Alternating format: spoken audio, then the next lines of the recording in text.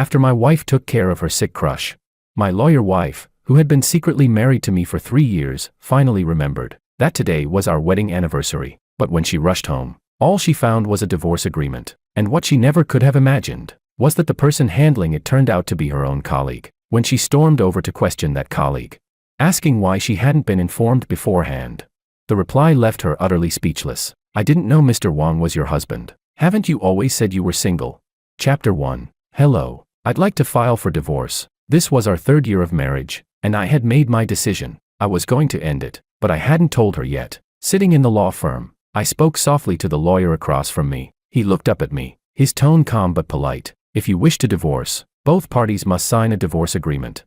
And after the 1-month cooling-off period, it will be finalized. Is your wife not here today?" I was silent for a few seconds before replying. "I'll make sure she signs it." "All right then. I'll draft the divorce agreement for you first." It didn't take long for the lawyer to prepare the document. But that short span of time felt like an eternity. When I finally received the printed agreement, my heart sank a little deeper. Leaving the elevator, I walked downstairs with my head lowered, my mind replaying every moment of our marriage, each detail like a thorn pressed into memory. Once she signed this, it would all be over. But just then, I heard a voice so familiar that it pierced right through me. "George, what are you doing here at the law firm?"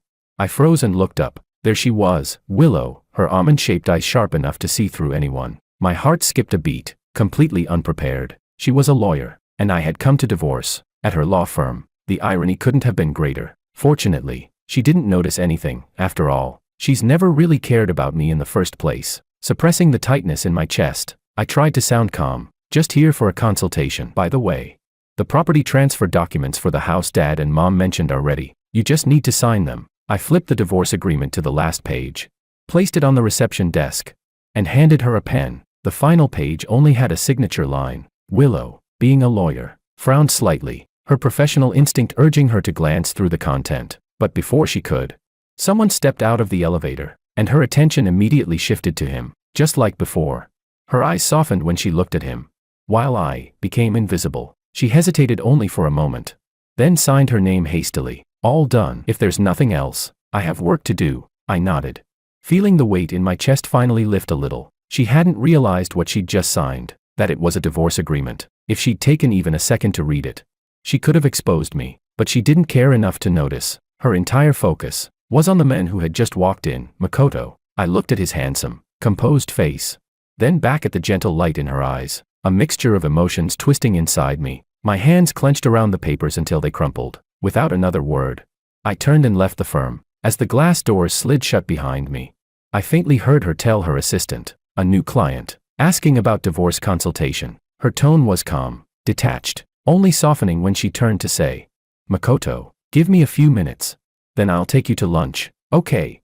I glanced down at the document in my hand, a bitter smile tugging at my lips. Yes, I was here to consult about divorce, but not to ask, to finalize. Just 1 month. Once the cooling-off period passed, she'd be free, and we would truly be over. Willow and I, we were secretly married. Other than our parents, no one knew we were married. Even her crush didn't know. The idea of keeping our marriage secret, that was hers. I didn't hesitate. In fact, I agreed almost too quickly. Even in that moment, I knew she had never truly loved me. We were college classmates. From the very first day of school, I fell for her at first sight. She was the campus beauty, calm, composed, and brilliant. Unfortunately, she was never warm toward me. I chased her for 4 years, and all I ever got in return was distance and polite courtesy. Still, I never felt regret, because she had never said yes to anyone. I hadn't lost to another man. She just didn't want to love anyone. Or maybe, more precisely, she was born incapable of loving men.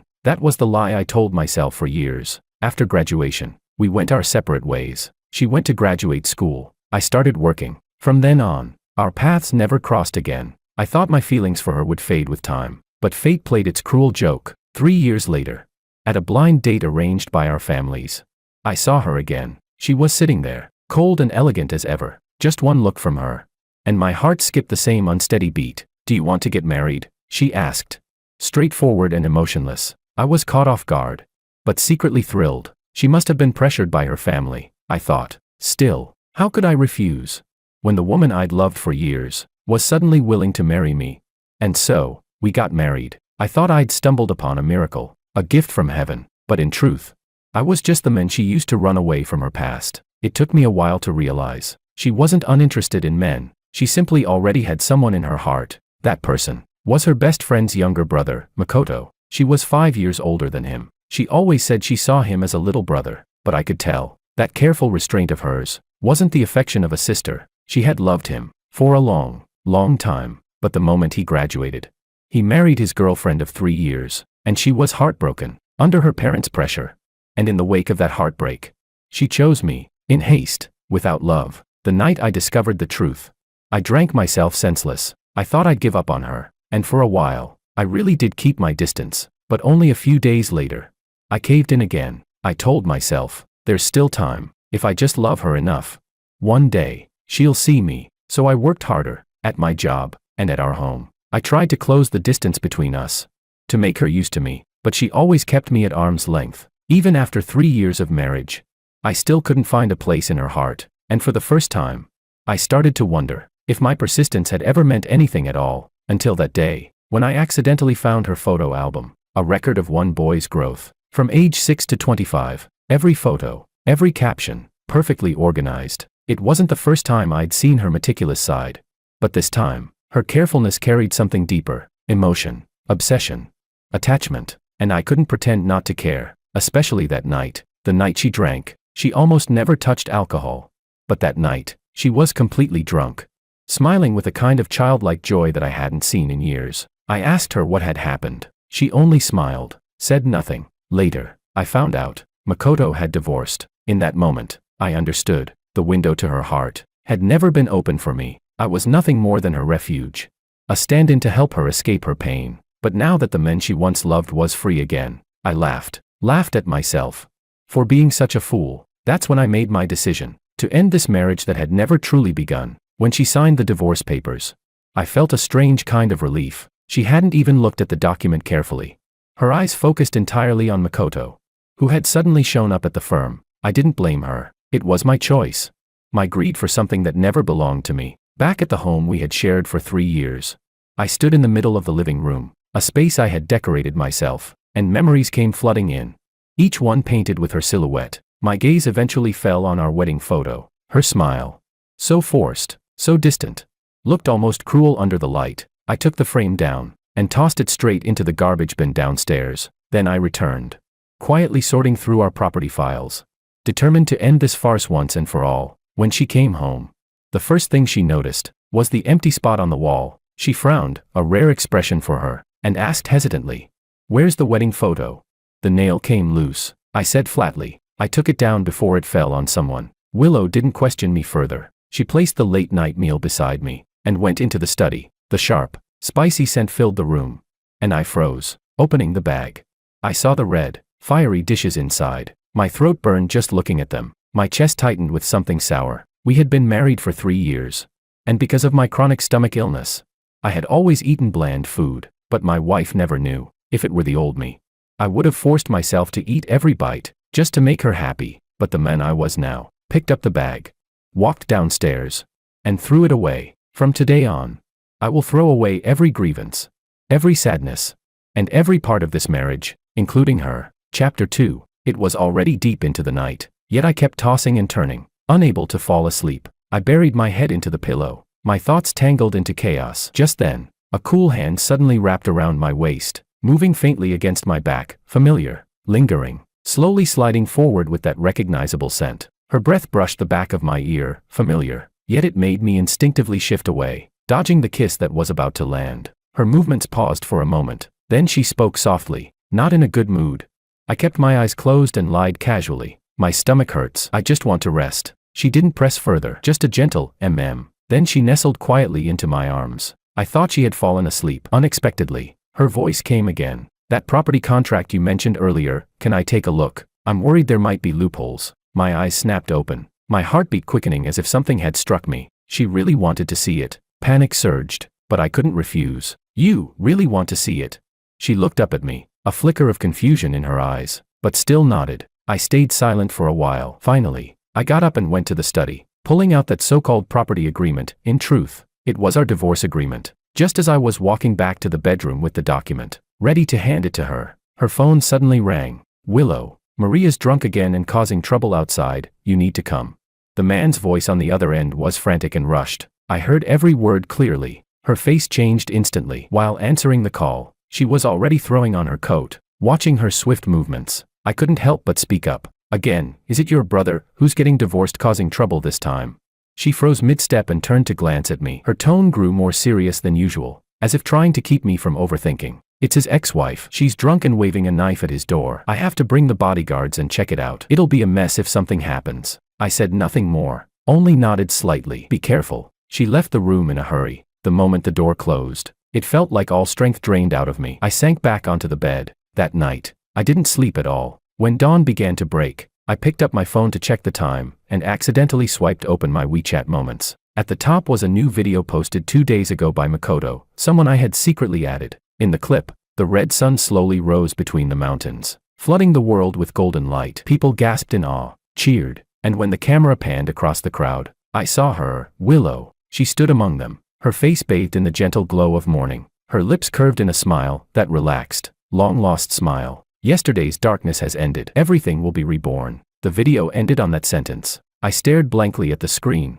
my chest tightening as if punched, a dull, suffocating ache with nowhere to go. He, Makoto, was divorced now. With her help. How could it not happen? Willow was always decisive and capable. He was the one she had loved for years. As long as he needed her, she would give everything without hesitation. She was never meant to be mine. Now that the right person had returned to being single, I was nothing more than a transitional chapter during her emotional vacuum. She wouldn't need to say it, I could already picture it clearly. Her gentle voice telling me she wanted to end our marriage and start anew, and I would nod, as she wished. A bitter smile crept onto my lips. I put the phone face down on the nightstand. My mind replayed the way she had signed her name at the bottom of that agreement earlier in the day, without a second of hesitation. So this is what true letting go feels like, effortless, almost serene. She hadn't even looked twice, not realizing, or perhaps not caring, that it wasn't a property contract at all, but our divorce agreement. I had already made the decision for her. Rather than waiting for the day she spoke first, it was better for me to end it myself.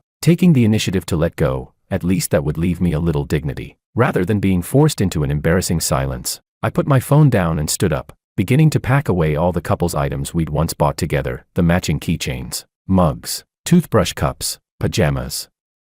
Things I once couldn't bear to throw away with even a glance, I now placed into the box one by one, without a trace of hesitation. When the box was full, I carried it downstairs. It was heavy, dragging on my fingers until they tingled with numbness. Just as I reached the bottom of the stairs, I happened to run into her returning home. She immediately noticed my strained expression and came over quickly. Why are you throwing out so many things? I lowered my head and replied flatly, we never use them anymore. Might as well toss them, they're just taking up space. She nodded lightly, not pressing the issue, and even bent down to help me lift the box. I stood there, watching her take those so-called useless things from my hands, and at the same time, take away the last trace of my silent test. Her figure soon disappeared into the distance, walking away with the same clean decisiveness that defined her. I wasn't surprised. After all, she only needed to open that cardboard box to understand what I meant to do. Just one look at the things inside, the gifts she gave me, the keepsakes I had treasured, the items we bought together, the small tokens exchanged on special days, and she would know this wasn't just about decluttering. Someone as sharp as her should easily read my intention. I was preparing to leave. There was still room for the story to change. If she had said a word, turned back once, even hesitated for a second, but she didn't. She didn't even open that box. I watched her silhouette fade completely from sight, and all the ripples in my heart went still. Then, I turned around and threw the box into the trash bin downstairs. Along with it, I sealed away the last trace of possibility. No lingering affection, and none worth lingering for. Chapter 3. That afternoon, my computer suddenly froze, with a pile of documents still waiting to be organized. I had no choice but to step into Willow's study and ask to borrow her laptop. She didn't say much, simply handed it to me. I sat down, plugged in my hard drive, and as I waited for the files to transfer, a pop-up message appeared on her screen. Without thinking, I clicked on it. Willow, the firm's dinner tonight, are you bringing your boyfriend? My fingers froze midair, trembling instinctively. 3 years. We'd been married for 3 years. Yet she had never once told anyone about it. In everyone else's eyes, she was the law firm's cold, beautiful star attorney, single, admired by countless people, and because of that single image, I had been able to visit her firm a few days ago to consult about a divorce without anyone suspecting a thing. Would she bring me with her this time? I didn't know, and I didn't dare hope. While I was still staring blankly at the message, Willow looked up from her work, glancing at me as if trying to read my reaction. I immediately snapped out of it and forced a calm smile. So, are you taking me to the dinner party? My tone was light, almost teasing, like a joke, but only I knew how much quiet hurt was buried beneath the question. It was really just a disguised plea. We've been married 3 years, when will you acknowledge me as your husband?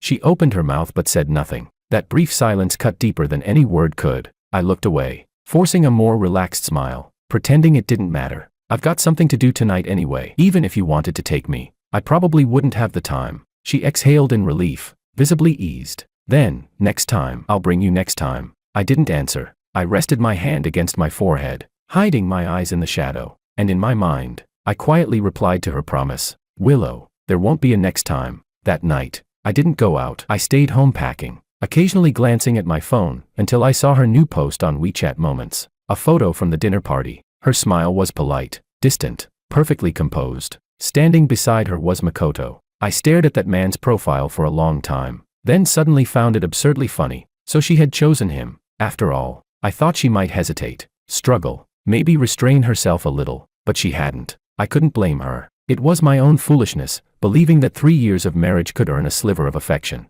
a bit of weight in her heart. Around 10 that night, I received a call from Lawyer Mao at her firm. He said he had an urgent matter and asked me, since I was nearby, to come downstairs and pick up a file for him. I agreed and drove over, but as soon as I arrived at the entrance, I saw her. She stood under the streetlight, squinting slightly, holding that very document I was supposed to deliver to Lawyer Mao. Her face was a mixture of anger, disbelief, and something else, something complicated and hard to name. Divorce property settlement agreement. George, what is this supposed to mean? I paused, quickly regaining composure before replying calmly. It's David's. He's been dealing with a divorce lately, asked me for advice, so I arranged for Lawyer Mao to handle it. I met her gaze squarely, every word smooth and steady, as if the lie had been waiting there all along. She didn't say a word, just stared at me, as if she could see straight through every layer of calm I'd built around myself. Her brows furrowed as she lifted the document, clearly intending to open it and see for herself. But before she could, a hand suddenly reached out from behind her and gently wrapped around her arm. Willow, weren't you supposed to meet a client? Why have you been gone so long?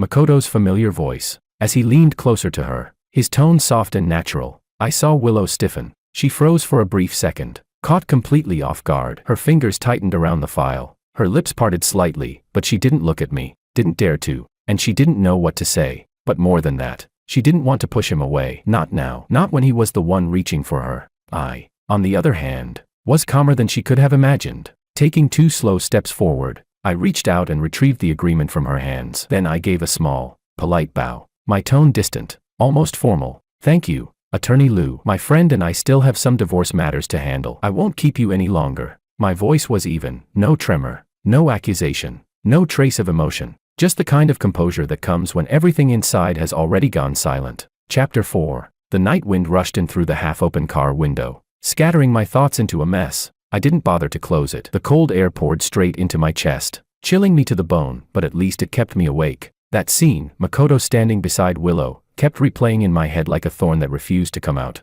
She smiled at him, and he leaned slightly to block the splash of wine from the nearby crowd. They looked, fitting together, perfect, even. I didn't even feel heartbroken anymore. Maybe I'd already gone numb, worn down by her indifference. Time after time, all that remained was exhaustion. 30 days of the so-called cooling-off period. It turned out to be so long, long enough to make me realize that cooling off was really just a graceful excuse for goodbye. I rubbed my eyes, the corners stinging, and didn't notice the car ahead suddenly reversing illegally. A deafening bang exploded in my ears. The collision slammed me forward violently. The airbag burst open with a sharp hiss, and my mind went completely blank for a second. When I came to, the searing pain in my leg almost made me scream. I looked down. The deformed car door had crushed my lower leg. Blood seeped down my pant leg, soaking into the seat. The pain was unbearable, but I had to stay calm. With trembling fingers, I fished my phone out of my pocket and dialed the emergency number. The ambulance arrived soon after. The doctor checked me over and said the injury wasn't fatal, but surgery was necessary, cleaning and suturing the wound,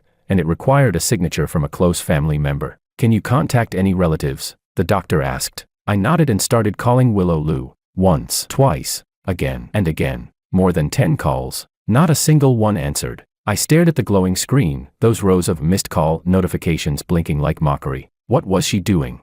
The firm's dinner party must have just ended. She was probably still with her friends, her colleagues, and him, the men she had once cared about for so many years, drinking, laughing, talking about dreams and life. Of course she didn't have time to answer. Sir, the nurse asked tentatively, your wife really can't come? I shook my head, my tone oddly calm. We're already divorced. Only a few days left before it's finalized. The nurse froze, clearly taken aback. But you're still in the cooling off period, right? Technically, you're still married. Can't she at least come sign the papers? I didn't respond right away, just smiled faintly, a bitter smile. 3 years of marriage, not that long. Really, but I remember every moment I humbled myself for her, waiting alone at the dinner table until midnight, hoping she'd come home for a meal, forcing myself to study 2 whole volumes of the Civil Code just to share a world, only to have her dismiss me with, you're not a professional, don't talk nonsense, planning surprises, buying gifts, trying to earn even one genuine smile, and she'd say she was too tired, had no energy for that. Everything I thought was effort, to her, was just unnecessary noise. In 3 years, she hadn't once slowed down for me, not even for a day. I used to believe that even if I didn't say it, she might still care, just a little, but now she wouldn't even pick up the phone. A wife who can't be reached when her husband's in a car accident, I murmured, my voice light, detached, as if telling someone else's story. What difference does it make if she comes or not? The nurse sighed, eyes filled with pity. Then, call a friend, at least. Chapter 5. These past few days, it was David who stayed at the hospital taking care of me. I didn't expect Willow to come, but on the 4th day, she showed up at the door to my ward. When I saw her, something inside me trembled a little. Not surprise, more like a kind of indescribable fatigue. Her gaze fell to the bandages around my ankle, and confusion flickered across her face. You were in a car accident. Why didn't you tell me? I almost said, I did, that the 10+ missed calls were all from me, but when the words reached my throat, I just smiled faintly and swallowed them back. You were busy, I said softly. Didn't want to bother you over something minor. She went silent for a few seconds. Maybe she actually felt guilty, because she lowered her head, voice quieter. George, that date with Makoto, it was just a coincidence. Don't read too much into it. I looked at her with a faint smile, but there was no emotion left in my chest. Has his divorce process finished? She froze for a moment, then nodded. Yes, it's done. They're officially divorced. I gave a light chuckle. Congratulations then. I hope mine goes just as smoothly. She blinked, clearly not catching the real meaning behind my words. Before she could say anything more, her phone rang. She glanced at the caller ID, hesitated, and then stood up to answer it in the hallway. Only when she left did I finally feel like I could breathe properly again. For 3 whole years, when had I not watched my words and measured my tone around her? Even when I felt hurt, wronged, or heartbroken, all that ever came out of my mouth was, it's fine. After she stepped out, I answered a call from David. We were talking about how 15 days remained in the cooling off period when, click, the door opened. Cooling off period? Who's getting divorced? I instinctively looked up and met her shocked eyes. I hadn't expected her to come back, hadn't expected her to overhear. Luckily, David happened to arrive at that very moment. I forced down the panic clawing at my chest, pointed at him, and said evenly, he is. David blinked, confused at first, but quick enough to catch on. Yes. Me. I'm the one getting divorced. The process is already underway. Willow didn't know him well enough to question it, but she still frowned. Why didn't you come to me first if you wanted a divorce? David faltered, searching for words. I hurried to cover for him. You were busy handling Makoto's divorce case. I didn't want to disturb you. Just as I expected, the mention of Makoto made her flinch. She quickly changed the subject. Well, if you need help later, you can always come to me. I said nothing. She wasn't stupid. If she'd cared even a little, just enough to notice the details, she would have seen through the cracks long ago. But the moment something involved Makoto, it was like someone pulled the plug on her logic and awareness. And at last, I understood what people meant when they said love makes you blind. Watching her type rapidly on her phone, restless and distracted, I silently began to count down in my head. 10, 9, 8. When I reached 1, she stood up, just as I knew she would, and came up with an excuse. The firm needs me. I have to go for a bit. What day are you getting discharged? I'll come pick you up. I nodded lightly, already knowing she wouldn't. The day after tomorrow. She left. I waited all day and night, but the door to my room never opened again. When I finally picked up my phone and opened WeChat Moments, it was exactly what I expected. Makoto's new post, bright blue sky, rolling waves, a beach photo. He was smiling, relaxed, carefree, and she was probably there with him. I called her. Before she even answered, I already heard the faint sound of the ocean through the line. "George," she said, her tone brisk. "I'm out of town on a business trip. What's wrong?" She'd forgotten today was the day I was discharged. Of course, he was always the important one, and I was just the umbrella she pulled out when she felt lonely, temporary shelter from her storms. But I was done. I didn't confront her, didn't remind her. I just asked, like I always did, calm and polite, "When did you go? How long will you be gone?" "Left 2 days ago. I'll be back tomorrow." "I see," I murmured. "Take care of yourself." Chapter 6. After hanging up the phone, I called a car myself. Standing at the hospital entrance, I took out my phone and opened the calendar. 10 days left. 10 more days, and I'd be free. This 3-year dream, this illusion of love, would finally end. So what if she didn't come to pick me up?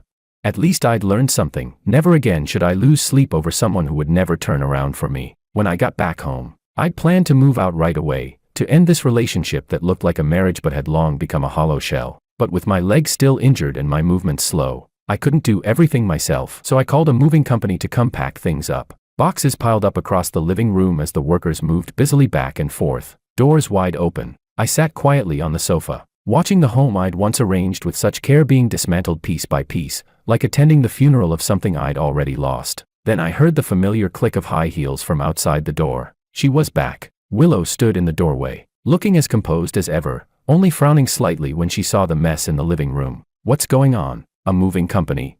I stood up, my voice steady and detached. "The Swan Apartment's ready. It's close to your firm. You can move there, more convenient for you." She seemed to remember the property agreement and nodded, slipping off her shoes before sitting on the sofa, as if picturing the layout of that apartment. "You liked gardening, right? The east-facing balcony gets good sunlight. You should keep it for your plants." I lowered my gaze, not meeting her eyes. My tone was light, casual, almost indifferent. "No need. I've stopped growing flowers." Of course, it wasn't that easy to stop, but those flowers had been for her. Now, they no longer had a reason to bloom. She glanced at the lilies on the coffee table, fresh ones. She didn't know I'd replaced them that morning, because I still remembered she liked them. Then she asked, "Why are all these my things? Where are yours?"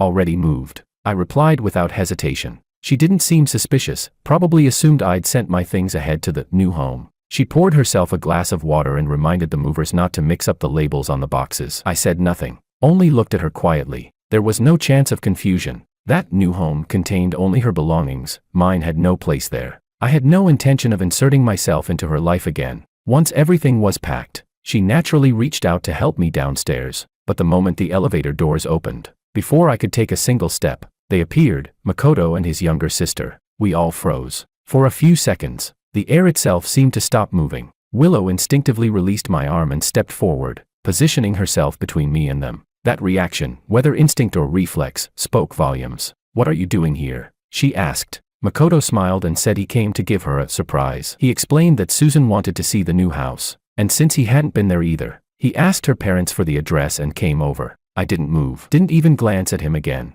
just let out a soft, inward laugh. Surprise? Yeah, quite a surprise for me, too. He looked at me, squinting as if trying to remember where he'd seen me before. He had, of course, at the law firm, at the bar. He stared and asked, "Willow, who's this gentleman?" She hesitated. I saw it clearly, that flicker of hesitation in her eyes, the calculation. Was I a friend, a client, or someone not worth explaining? I didn't want to see her struggle, didn't want to humiliate myself either. So I stepped forward, offered my hand, and smiled politely. "George, Lou's old college classmate. I'm going through a divorce right now. Came to ask an old friend for some help. Didn't expect to walk in while she was moving. Bad timing." That line snapped Willow out of her daze. She looked at me first with guilt, then quickly followed my lead, introducing everyone as if nothing were amiss. Everything appeared ordinary, calm, even, but I could see a flicker of doubt in Makoto's eyes. Still, with so many people around, he didn't press. Instead, he urged his sister to help the movers. Then he came over to me, smiling casually. "So, George, why are you getting divorced?"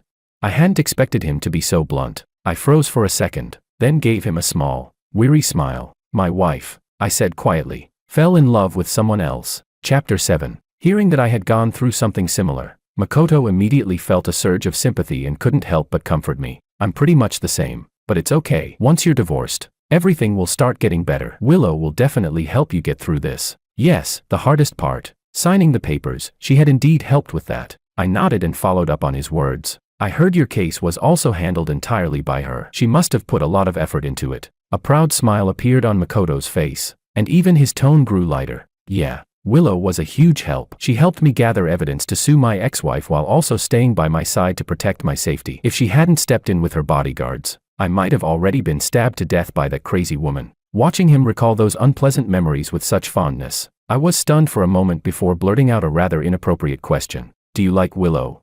Hearing that, Makoto froze completely. After struggling for quite a while, he finally stammered out a reply. I don't really know.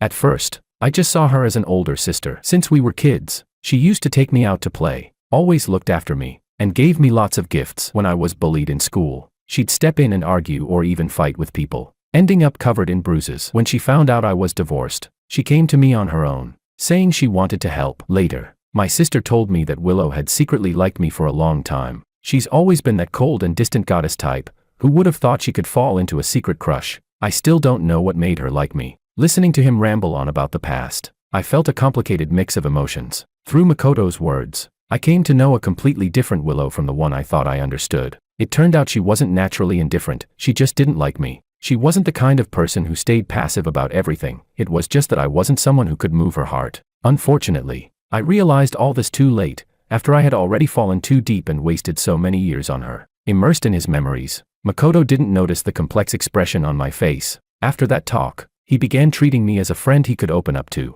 and with some courage, he slowly voiced a question that had been buried in his heart for a long time, to someone he'd only met a handful of times. George, what do you think of Willow? I caught the meaning behind his words. Looking up at the nearly emptied apartment, I answered honestly, I've known her for 10 years, but only recently did I realize I don't actually know her at all. So if you're asking me what kind of person she is, I don't think I can answer that. But what I can tell you is, this is the first time I've ever seen her like someone this much. Makoto nodded thoughtfully, looking somewhat reassured. The sun was already setting, and evening was approaching. He tugged at my arm and insisted on taking me out for dinner. Just then, Willow came downstairs, and the moment she heard that, she froze in place, her face clearly showing one word, reluctant. Seeing her expression, I couldn't help but smile faintly and declined his invitation. I still have something to do tonight. I'll let you two enjoy dinner. Before the siblings could even react, Willow grabbed me by the arm and led me straight into the car. You two go ahead. I'll drop him off and come back later. The moving truck followed behind our car as we drove out of the neighborhood. Willow's heart raced in sync with the flickering traffic lights, her mind spinning rapidly as she tried to come up with a reasonable explanation.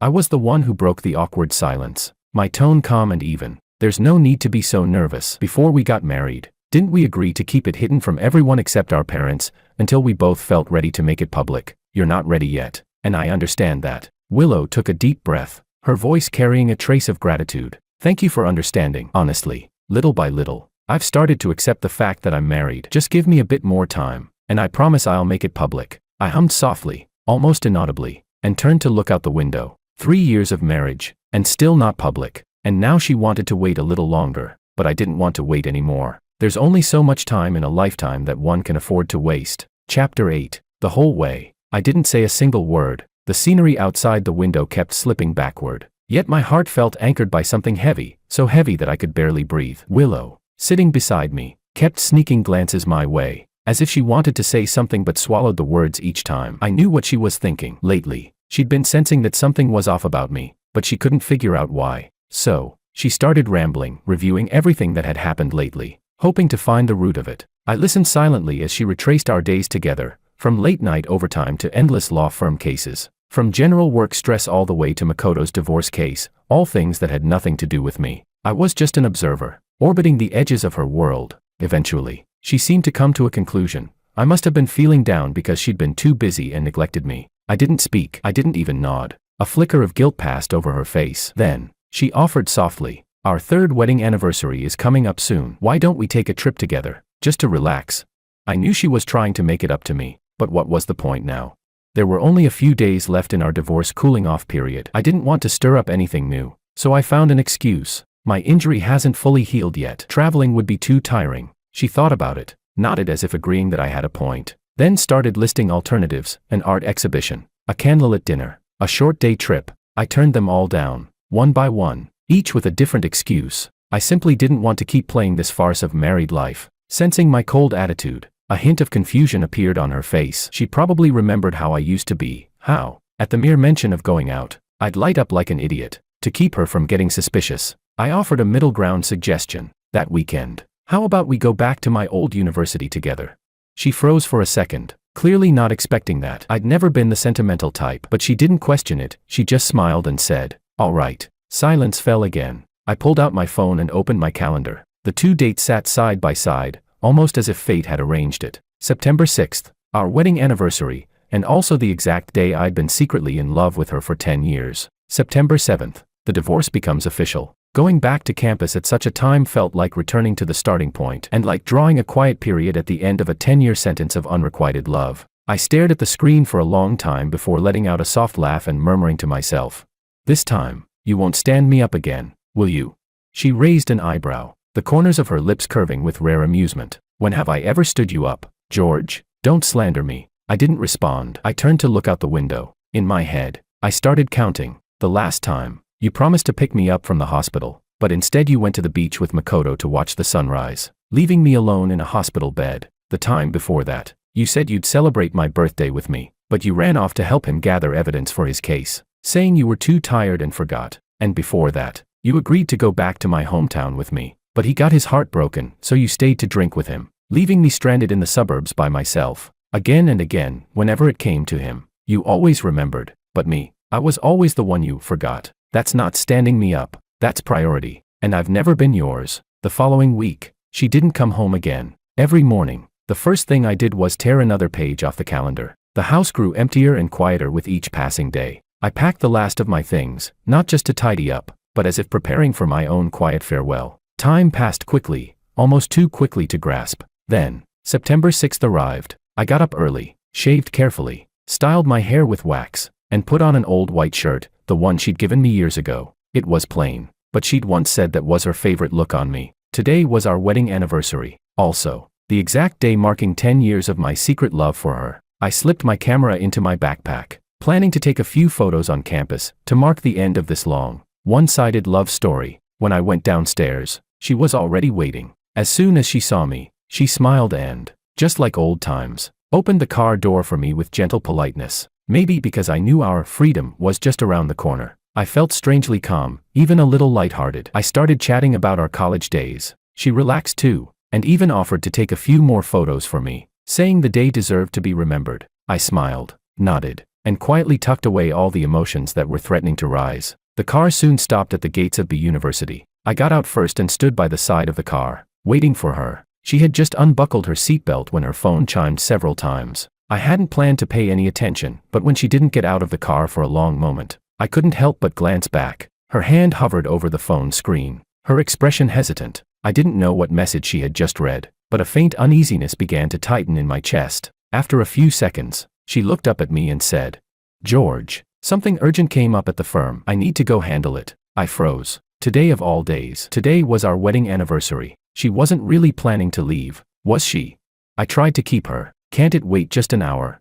She hesitated, then shook her head decisively. "It's really important." "I'm afraid it can't." I smiled faintly and didn't press further. I wasn't an idiot. Her eyes, her tone, her expression, I understood them all too well. It was probably him again. But now, I no longer had the strength to expose it, to argue, or to demand an explanation. I let go of the car door and took a step back, watching her return to the driver's seat. Maybe she felt a little guilty, because she made the same kind of promise she always did, the kind that never meant anything in the end. "Just take a taxi home first." "Okay, once I finish up these next few days, I'll come with you again. We can even invite some of your professors for dinner." I didn't answer. She probably didn't realize this was going to be our last time. I stood there watching her leave, eyes following the car until it disappeared completely from view. For a moment, I looked up at the sky. The sunlight was so bright it hurt my eyes. I squinted, took my camera from my bag, and walked alone through the university gates. 30 minutes. That's how long it took me to visit every place where I had once felt my heart stir, where I had once waited,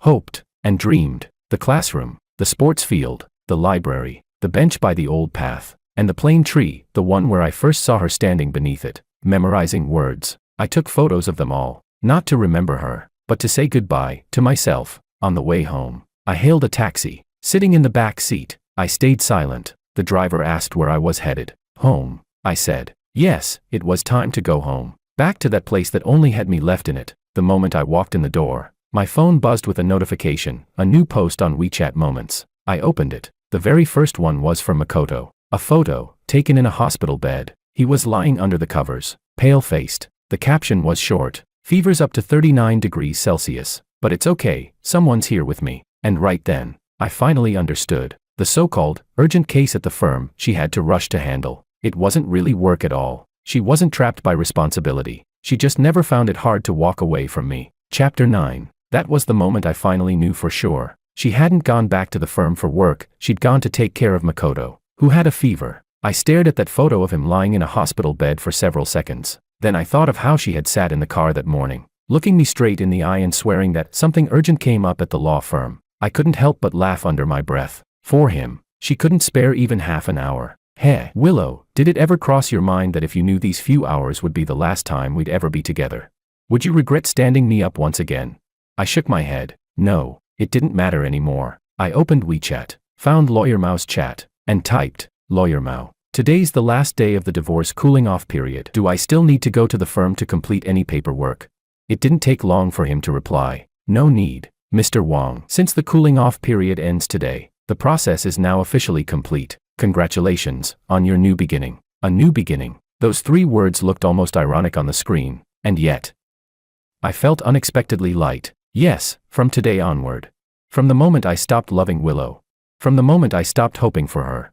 I, George, would finally begin the brilliant life that belonged only to me. I smiled as I closed my phone and walked back inside the house. 3 hours left. I gathered up the last few things in the apartment that were mine, and threw them out, one by one. No hesitation, no sentimentality. 2 hours left. I opened my laptop and imported the photos I'd taken that morning at the university, stitching them together into a short video. There I was in those pictures, standing at the library steps, sitting on the bench by the track, leaning against the plane tree where we first met. But she wasn't in any of them, and that was fine. Those memories didn't need her anymore. 1 hour left. The video was finished. I watched it once through, then picked up my camera, turned on the recorder, and faced the lens. It was the last letter I would ever send her. No blame, no sorrow, just calm, simple words. Willow, our 10 years end here. When I finished, I took the memory card out and placed it back into the camera. I set it carefully on the bedside table, next to the signed divorce papers. Everything was in its place.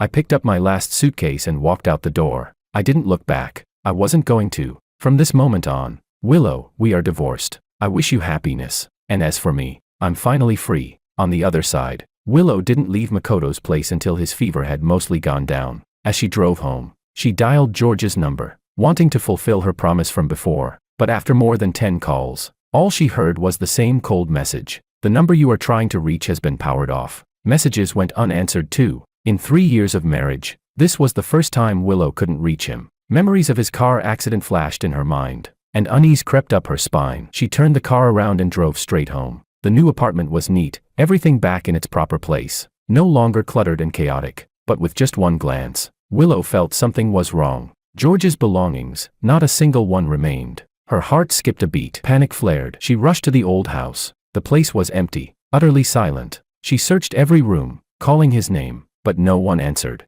Only when she stepped into the bedroom did she see it, a camera sitting on the bedside table, next to a stack of papers. She recognized it immediately. Just days ago, he had been smiling while holding that camera. A breath of relief escaped her. Maybe he'd just gone out filming again. She pressed the power button, wanting to see what he'd recorded. The screen lit up. Soft, cheerful music began to play. A montage of video clips rolled, familiar corners of the university. Between the scenes, lines of text appeared. She was about to skip ahead when his voice filled the room. Willow, there are still lots of students skating at the plaza. I still remember confessing to you here for the first time. You turned me down, and that night I stayed up being emo the whole time. Willow, the library's still crowded as always. I didn't dare disturb anyone, so I took this from afar. Looks familiar, right? It used to be your favorite spot. Willow, this is the street you always took on your way home. And I was there too, watching you in secret, for 4 whole years. As the footage played, Willow felt herself drawn back 6 years, to those carefree, sunlit college days, back to the time when George had followed behind her, shy but persistent.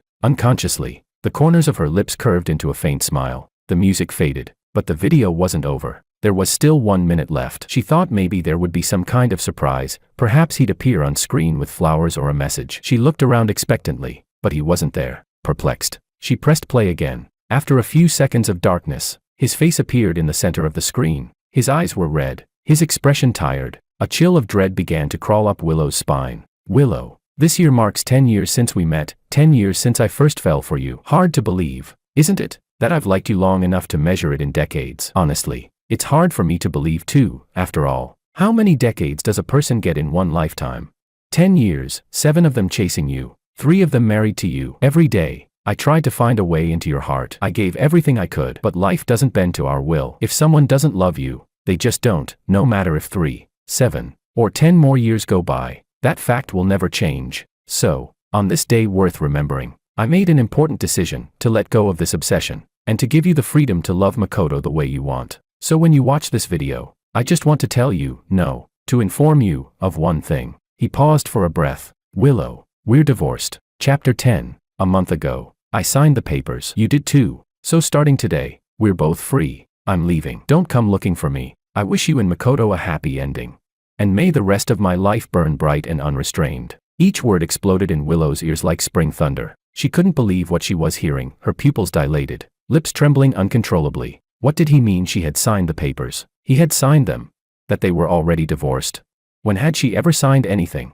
The camera slipped from her hands with a loud clatter, knocking over the stack of documents onto her lap. On the top page, in bold letters, the title stared back at her, Divorce Agreement. Her breath caught. She snatched it up and flipped straight to the last page. There it was, George's signature, and on the line beside it, only a few centimeters away, another signature, hers. She recognized that handwriting instantly. It was unmistakably her own, flowing and confident strokes. Willow. For a long moment, she just stared at it, as fragments of memory she had ignored suddenly began piecing themselves together. That day at the law firm, when they accidentally ran into each other, George had said he came to see her to sign some papers, but he'd been coming downstairs from the second floor, and Lawyer Mao's office was on the second floor. The time Mao asked her to pass along the property division documents, his face had flashed with a strange flicker of guilt when he saw her. And every time she came home over the past month and noticed that a few of George's things were missing, they were always his, and only his. The neatly arranged layout of the new apartment, too, it all made sense now.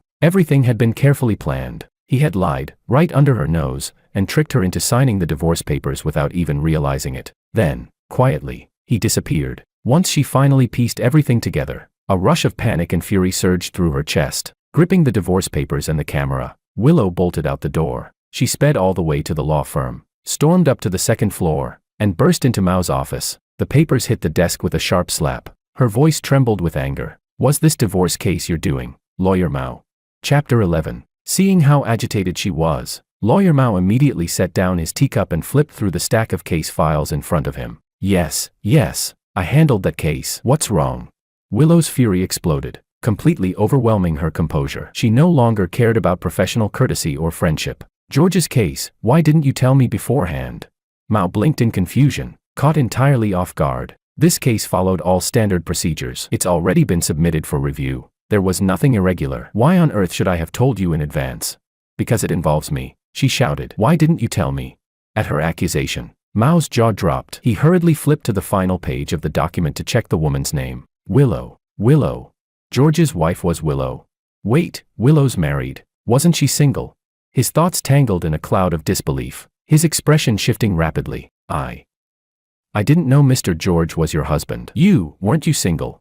The words hit Willow like a bucket of cold water, instantly extinguishing the last of her anger. Her reason returned, and she realized how she must have sounded. She quickly bowed her head and apologized. Mao waved it off kindly, not taking offense. He even took her hand, his face full of concern. But Willow had no time for pleasantries. She only cared about finding George. "Lawyer Mao, I'll explain everything later. Right now, please, can you give me George's contact information? He's missing, and as his attorney, you must have a way to reach him." It was true, before leaving, George had given Mao a number and an address, but Mao was an old hand at the profession, cautious and bound by the rules. He refused firmly. "Willow, you're a lawyer yourself, you know I can't disclose a client's information. It's against the law. Don't put me in a difficult position. Mr. Wang may be your husband, but if you think carefully, you'll find a way to reach him. Don't worry, he's been very calm lately. He won't do anything rash." He overestimated her, completely. Despite being married for 3 years, Willow didn't have a single contact for any of George's family or friends. She didn't even know how to reach his parents or where his hometown was. She truly had no way to find him. So she tried pleading, reasoning, and persuading, hoping to move Mao with emotion. But no matter how hard she tried, his answer never changed. "I can't tell you anything." Desperate, Willow finally resorted to a compromise. She wrote a letter and asked him to forward it to George on her behalf. Later that evening, Mao sent her a message. Mr. Wang saw the letter, but he didn't respond. Willow immediately opened WeChat, her fingers trembling, ready to send him a message, only to find that his profile picture was grayed out. Under his name, the words glared back at her. "This account has been deleted." He had really done it, severed every last tie between them. After 10 years of knowing him, Willow suddenly felt as if she were meeting George for the very first time. Chapter 12. After leaving the capital, I didn't go home, nor did I tell anyone. I went straight to the train station. I had no destination in mind. Standing in front of the electronic board, I pointed randomly at a place, Dragon City, and bought the earliest departing ticket. This was my first trip after the divorce. Heading from north to south, the temperature gradually rose. The scenery outside the train window became humid and warm,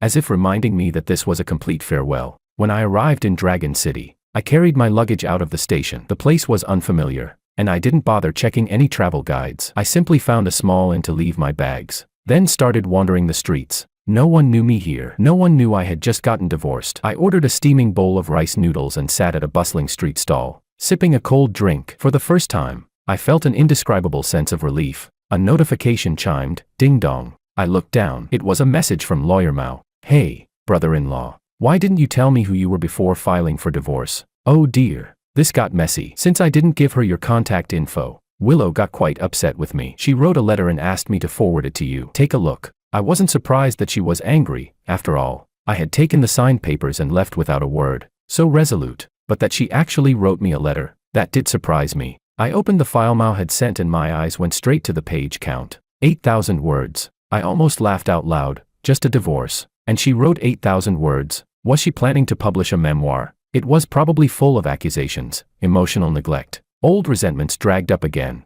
All that stuff. I was enjoying my noodles and in a good mood. I didn't want her words to ruin my appetite. So I closed the document, set my phone to silent, and went back to finishing that bowl of noodles. With each bite, each sip of broth, it felt like my bitterness was slowly dissolving. Afterward, I wandered through the night market, grilled skewers, cold beer, chatting casually with a few fellow travelers I'd never met before. The divorce no longer felt suffocating. Not like it had a few days ago. It was more like I had finally set down a heavy load. Later that night, back in the hotel, I thought for a moment and finally replied to Lawyer Mao with a simple, "Thank you." Then, I forwarded that ridiculously long letter back to him, adding just a few lines of my own. Too long. Didn't read. Already divorced. Don't bother. After sending it, I tossed the phone aside. If she had really wanted to talk, shouldn't she have done that during those 3 years of marriage? Why wait until now to explain? At this point, I no longer had the strength to attend her makeup lessons in love. She wanted freedom, so I let her go. And I wanted peace, so I hoped she would let me go too. Chapter 13. Willow clutched her head, forcing herself to recall everything, desperately trying to figure out where things had gone wrong. Memories surged one after another, until they stopped at the day of the move. While she and Alicia had been running up and down the stairs, it seemed that Makoto and George had spent some time alone together. But if she thought about it carefully, that day had only been the 9th day of the divorce cooling-off period. Even if he had accidentally learned something, it wouldn't have led him to such a drastic conclusion ahead of time. The real cause of everything must have started when they met at the law firm, those few days when he tricked her into signing what he claimed was a property agreement. The moment she remembered what had happened the day before, Willow's face turned deathly pale. After realizing that George had accidentally found that photo album, Willow didn't sleep a wink that night. All night long, scenes from the past years replayed endlessly in her mind. If the first decade of her life had been spent chasing after Makoto,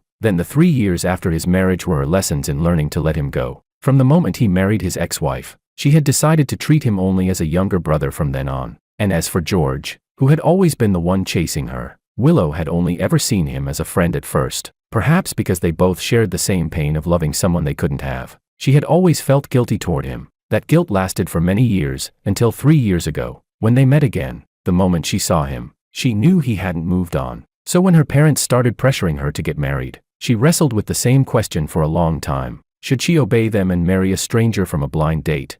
Or should she accept George, and give him a chance?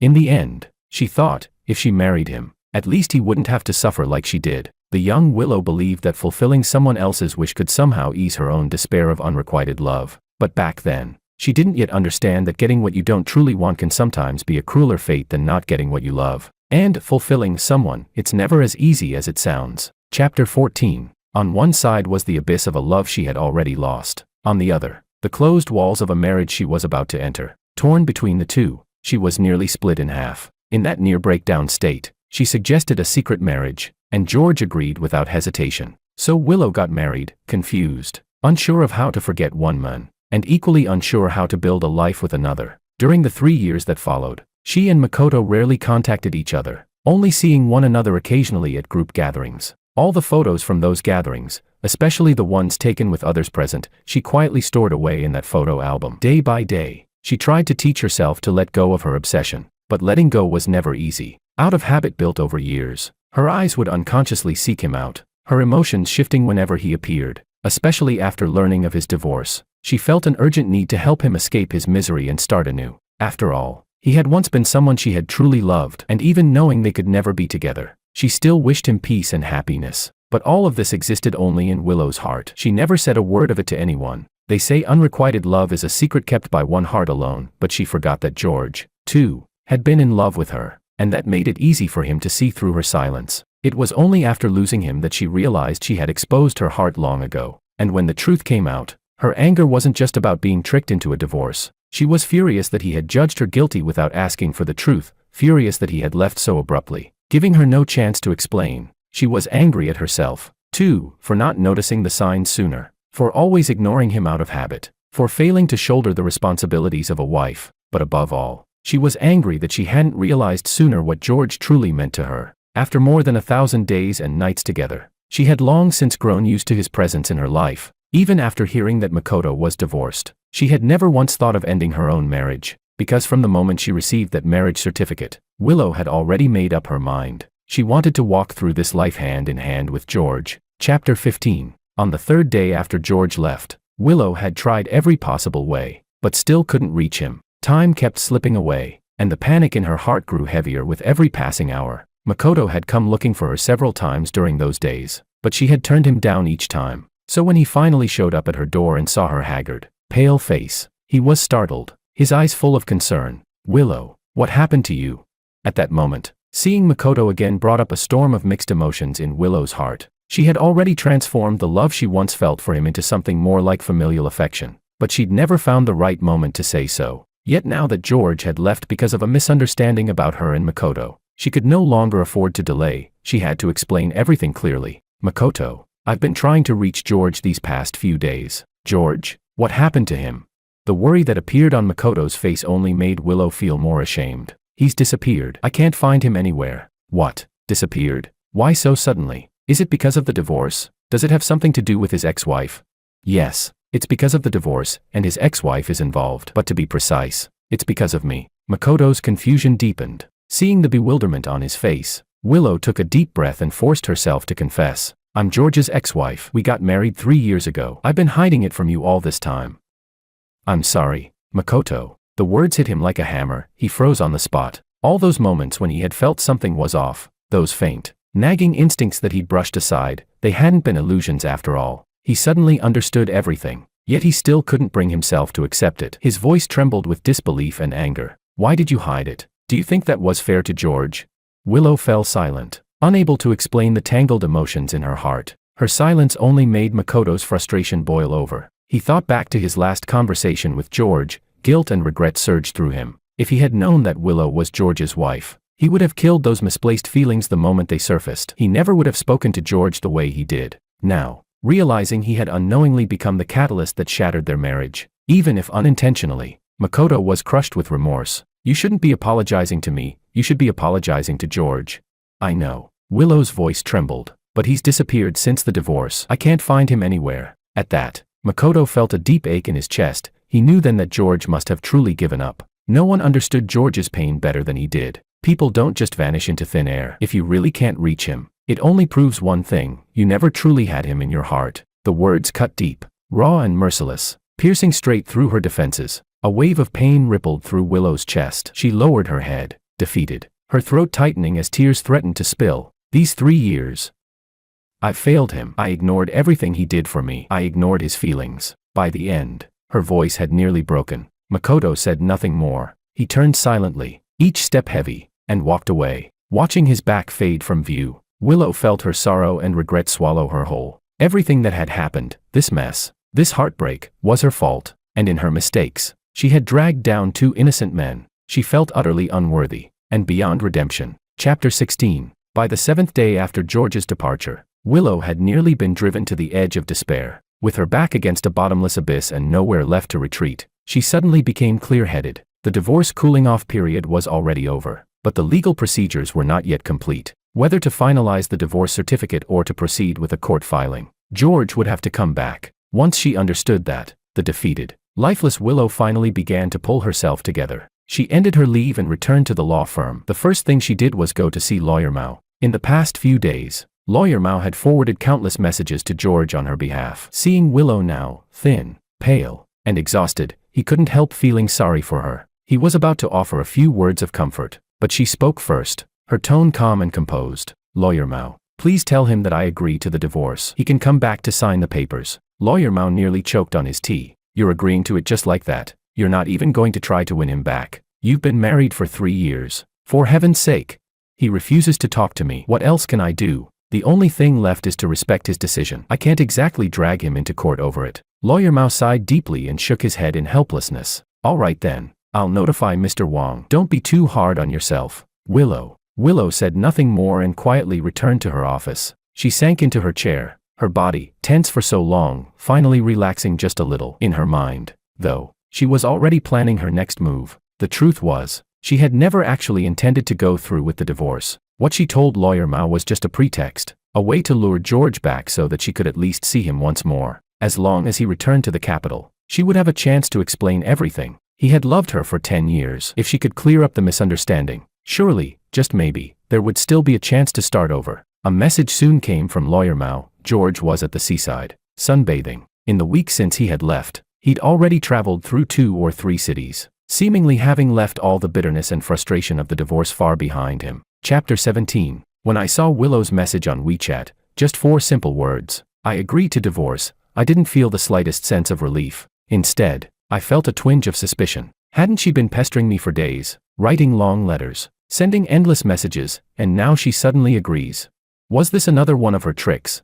I wasn't about to let myself be fooled again. To be safe, I messaged Lawyer Mao to confirm whether that meant the process was finally over. His reply came almost instantly. After the cooling-off period ends, both parties must personally go to the Civil Affairs Bureau to finalize the divorce registration. Otherwise, the agreement is invalid. The only alternative is to file a lawsuit. Reading that, I was left speechless. Seriously, I just wanted a divorce. Why did it have to be this complicated?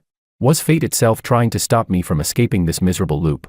I sat at the edge of the bed, sighed heavily, and stared at the ceiling with a bitter laugh. Then I got up, put on my sunglasses, and started packing my things in silence. My trip to Dragon City would have to come to an abrupt end. The next morning at 10, I boarded a flight back to the capital. The moment the plane touched down, I felt reality come crashing back down on me. At the exit, David was holding up his phone like a human signpost, standing on his toes to look through the crowd. When he finally spotted me, his eyes went wide. Damn, George, you got so tan. I smirked lazily and replied, this isn't a tan, it's a healthy bronze glow. He burst out laughing, clapping me on the shoulder. All right, as long as you're cracking jokes again, I can relax. Honestly, my mood was better than it had been in weeks. On the drive back, I told him a few funny stories from the trip. Then out of nowhere, he asked, so, Willow really agreed to the divorce? My hand paused for a moment. I looked out the window at my own reflection in the side mirror, those cold, emotionless eyes, and nodded faintly. The cooling off period's over. Whether she agrees or not doesn't matter anymore. If she tries to back out now, I'll just take the legal route, one way or another. This ends. David frowned slightly, but a lawsuit could drag on forever. Man, you really don't want this to get messy again. I let out a short, dry laugh. Exactly. That's why I came back right away. Then I added, if it can end peacefully, great. But if she still refuses to let go, then I'll see it through to the end. This time, I'm done. Completely done. When Lawyer Mao told her I was back in the capital, Willow immediately asked to meet me. I refused. I didn't want to see her, and there was no reason to. Divorce, to me, Had to be clean, no lingering strings, no last minute please. Her little push and pull games stopped working on me a long time ago. Still, I knew she wouldn't give up easily. Sure enough, Mao later told me she'd been reading over the divorce agreement and property division terms again and again, and even revisited our old home, trying to recreate every detail with new things, as if rebuilding the past would bring me back. Did she really think I'd change my mind?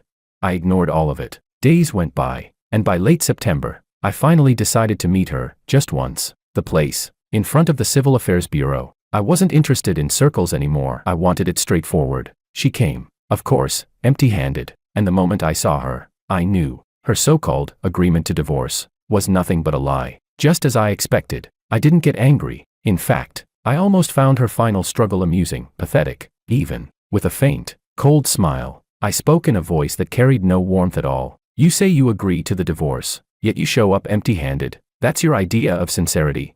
She didn't reply. She just stared at me, eyes locked on my face, as if trying to find some trace of emotion, anything that might reassure her. But I disappointed her. I looked and felt better than ever. Better even than before the divorce started. Even I had to admit, I looked healthier now. Only without her around did I finally start living like a human being again. Turns out, through this whole marriage, I was the only one who'd ever been suffering. At last, she spoke, her voice barely above a whisper. Can we talk, George?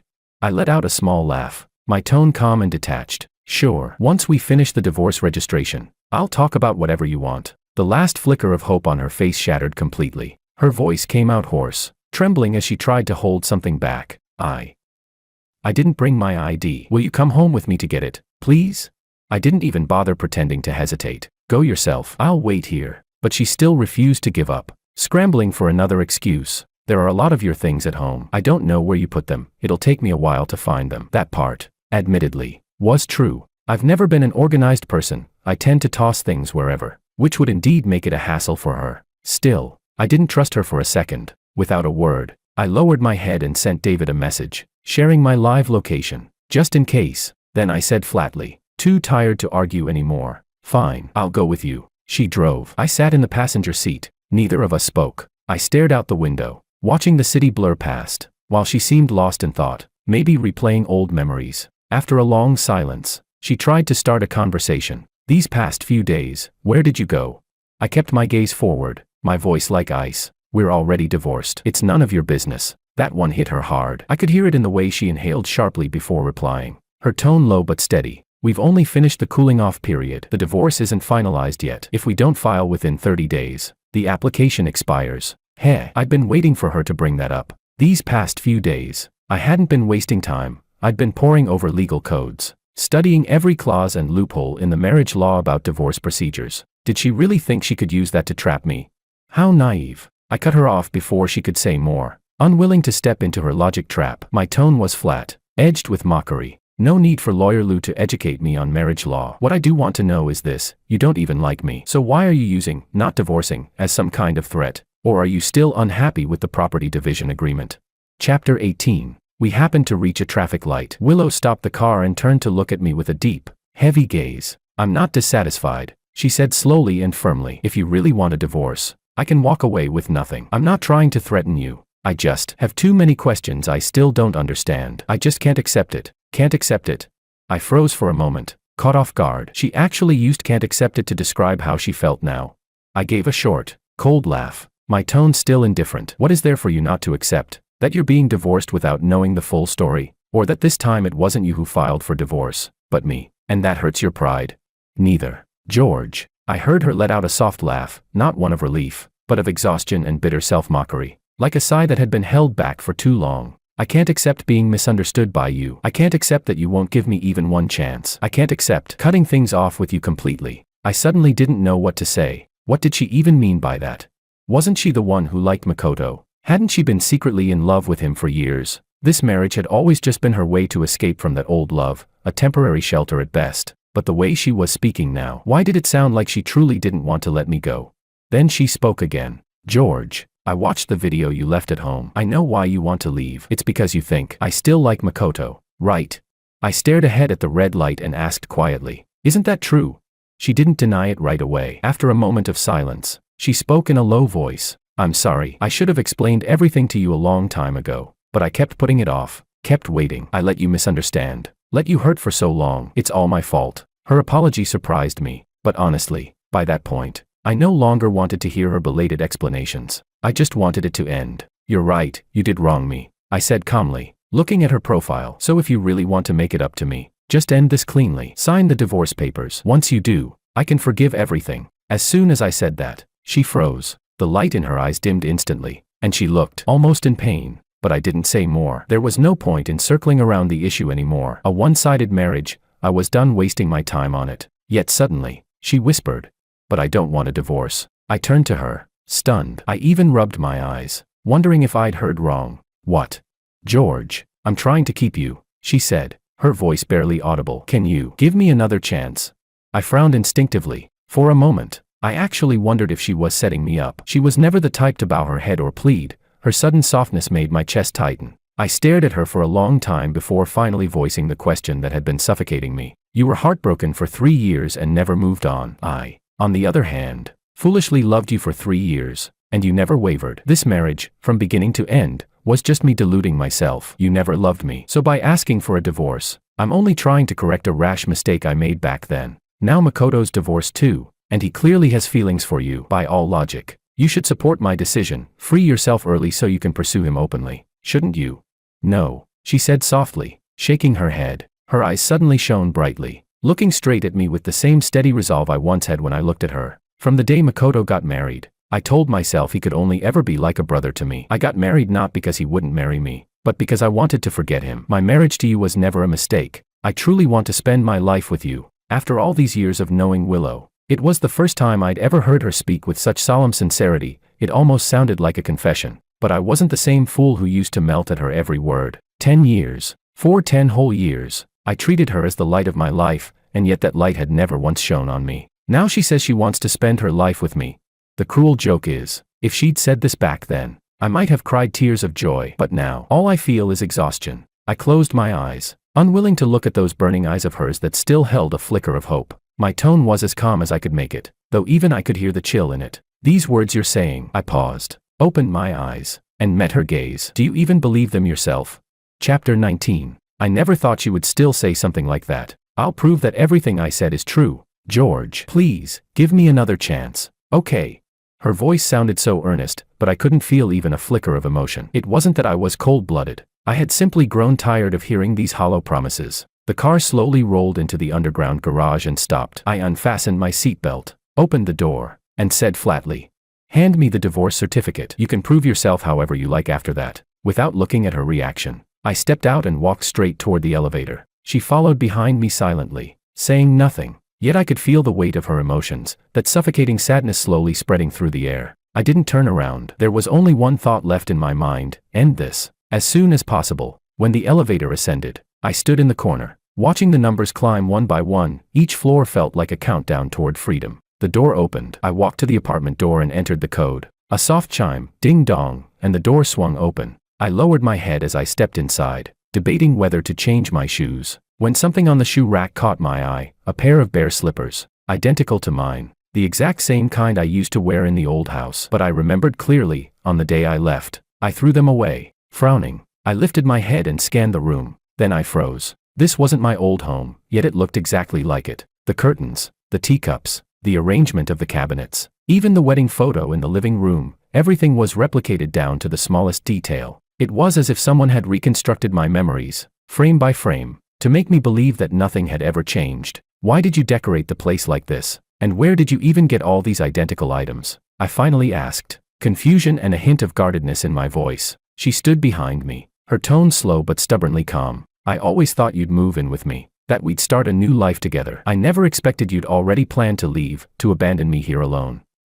If I didn't make the house look like this, I'd feel like I didn't have a home anymore." I didn't turn around. My eyes stayed fixed on the wedding photo. She continued, "As for all these things, they weren't hard to find. It just took some effort, that's all." Effort, she certainly had that, just directed in all the wrong places. I didn't bother responding. I didn't have the patience to watch her perform her little tragedy of devotion. Without even changing my shoes, I strode deeper inside. "Nice," I said flatly. "This'll make it easier to sort through things. The sooner I get the documents, the sooner I can leave. Saves everyone time." I knew the words were harsh, but I couldn't stop myself. Because finally, she was going to taste what I had swallowed every day for the past 3 years. I could feel her fists clenching behind me, her effort to suppress her emotions. But what of it? Now she finally understood. I wasn't born submissive, nor without temper. For 3 years, I played the role of the obedient husband, gentle, considerate, patient. But no one knew that was just my disguise, my repeated compromise. It wasn't that I couldn't speak cruelly. I just feared that doing so would hurt her. But now I finally understood. My silence,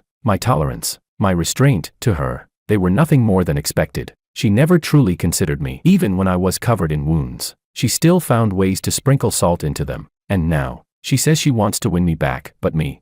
I can't believe her anymore. At that moment, I saw her standing there, pale and frozen, as if someone had stabbed her straight through the heart. She didn't say a word, but I knew she finally understood. Every sentence I spoke cut like a knife, no twists, no mercy, straight into her chest. But I felt no guilt, because this pain was long overdue. For 3 years, disappointment piled upon disappointment until it became despair. She thought I was docile and easy to coax, that no matter how she ignored or hurt me, I'd always stay. Well, now she knows better. The one who needed to wake up has finally done so. She clutched her chest, her eyes vacant, standing in that replica of our home. That desperate look, trying to grasp something only to watch it shatter completely. I knew it all too well. I said nothing. I didn't plan to comfort her, because I knew this pain she was feeling now was nothing more than the fruit of the seeds she had sown herself. She was simply reaping what she deserved. Chapter 20. It only took me 10 minutes to find all the documents I needed, with everything I had prepared in advance, plus the experience I'd accumulated over the years. I worked through the checklist quickly, efficient, detached, like I was handling a routine office file rather than the formal end of a marriage. After stuffing the papers into a folder, I walked out of the room, only to find her slumped by the door, pale-faced and dazed. I narrowed my eyes. What kind of act was she putting on this time? Was she trying to feign illness now, to delay the divorce procedure on purpose? I walked up to her, every nerve on guard, my tone laced with suspicion, feeling unwell. I'll admit, my voice came out cold, more like I was bracing myself for one of her tricks than expressing concern. Of course, she could tell. She just shook her head, forced herself upright, and even managed a small smile. I'm fine, let's go. Seeing she could still move, I eased up a little and turned toward the door. Neither of us spoke on the way. I kept glancing at my watch, mentally calculating the time, worried we might miss the last processing hour. When we reached the Civil Affairs Bureau, I grabbed her hand for the first time and rushed upstairs, not out of affection, but because I wanted to get it over with. End it quickly, be free quickly. The moment we stepped inside, I couldn't help but remember 3 years ago, on our wedding day, I had also held her hand like that, tight and hurried, afraid she might back out at the last moment. Back then, I was terrified she'd run away, that I wouldn't even get the chance to start this relationship. Who could have guessed that 3 years later, we'd end up here again, walking the same steps, only toward an ending. Inside the hall stood many couples like us, faces heavy with all kinds of emotion. Some were restless, some cold, some with eyes rimmed red, and we were probably the quietest pair there. She didn't speak, and neither did I, but I could tell, from the way she refused to meet my gaze, that there wasn't a trace of attachment left in her. Good. She'd finally come to her senses. The sooner we let go, the better for both of us. By the time the paperwork was done, it was already dusk. I looked down at the divorce certificate in my hand. It felt like a 1,000-pound stone had been lifted from my shoulders. I could finally breathe again. Even looking at her didn't irritate me anymore. I flexed my wrist and couldn't help but laugh. All right. Thanks for taking care of me these past few years. We're even now. Goodbye. I turned to leave, not bothering to look back. But just as I took my first step, she grabbed my wrist. Her voice came from behind, calm but stubborn. Who said we're even? I glanced at the divorce papers in my hand, then at her pale face, and suspicion flared instantly. What now? What trick was she playing this time? The law says we're divorced. Isn't that even enough for you? My tone was cold, almost mocking. I figured this time she'd finally give up, but instead, she looked strangely composed, speaking with a quiet confidence that unsettled me. Yes, legally, we're no longer husband and wife, but we were once classmates. That fact doesn't change. I let out a dry laugh. Then let me remind you, even back in school, we weren't exactly close. Hardly what you'd call a deep connection. She didn't deny it. In fact, she smiled, as if she had expected that response all along. You're right. I wasn't very warm toward you back then. But who told you to keep pestering me all the time? I froze for a second. I hadn't expected her to bring that up, especially now. Those memories, that clumsy, relentless youth of mine, I'd replayed them countless times in my head. And now, she brushed it all aside with a single, careless line. You just wouldn't stop pestering me. My ears burned a little. I cleared my throat and looked away. That was a long time ago. What's the point of bringing that up now? True, it doesn't matter anymore. She shrugged lightly, her tone casual, too casual, which somehow made me uneasy. Then let's talk about something more recent. Recent?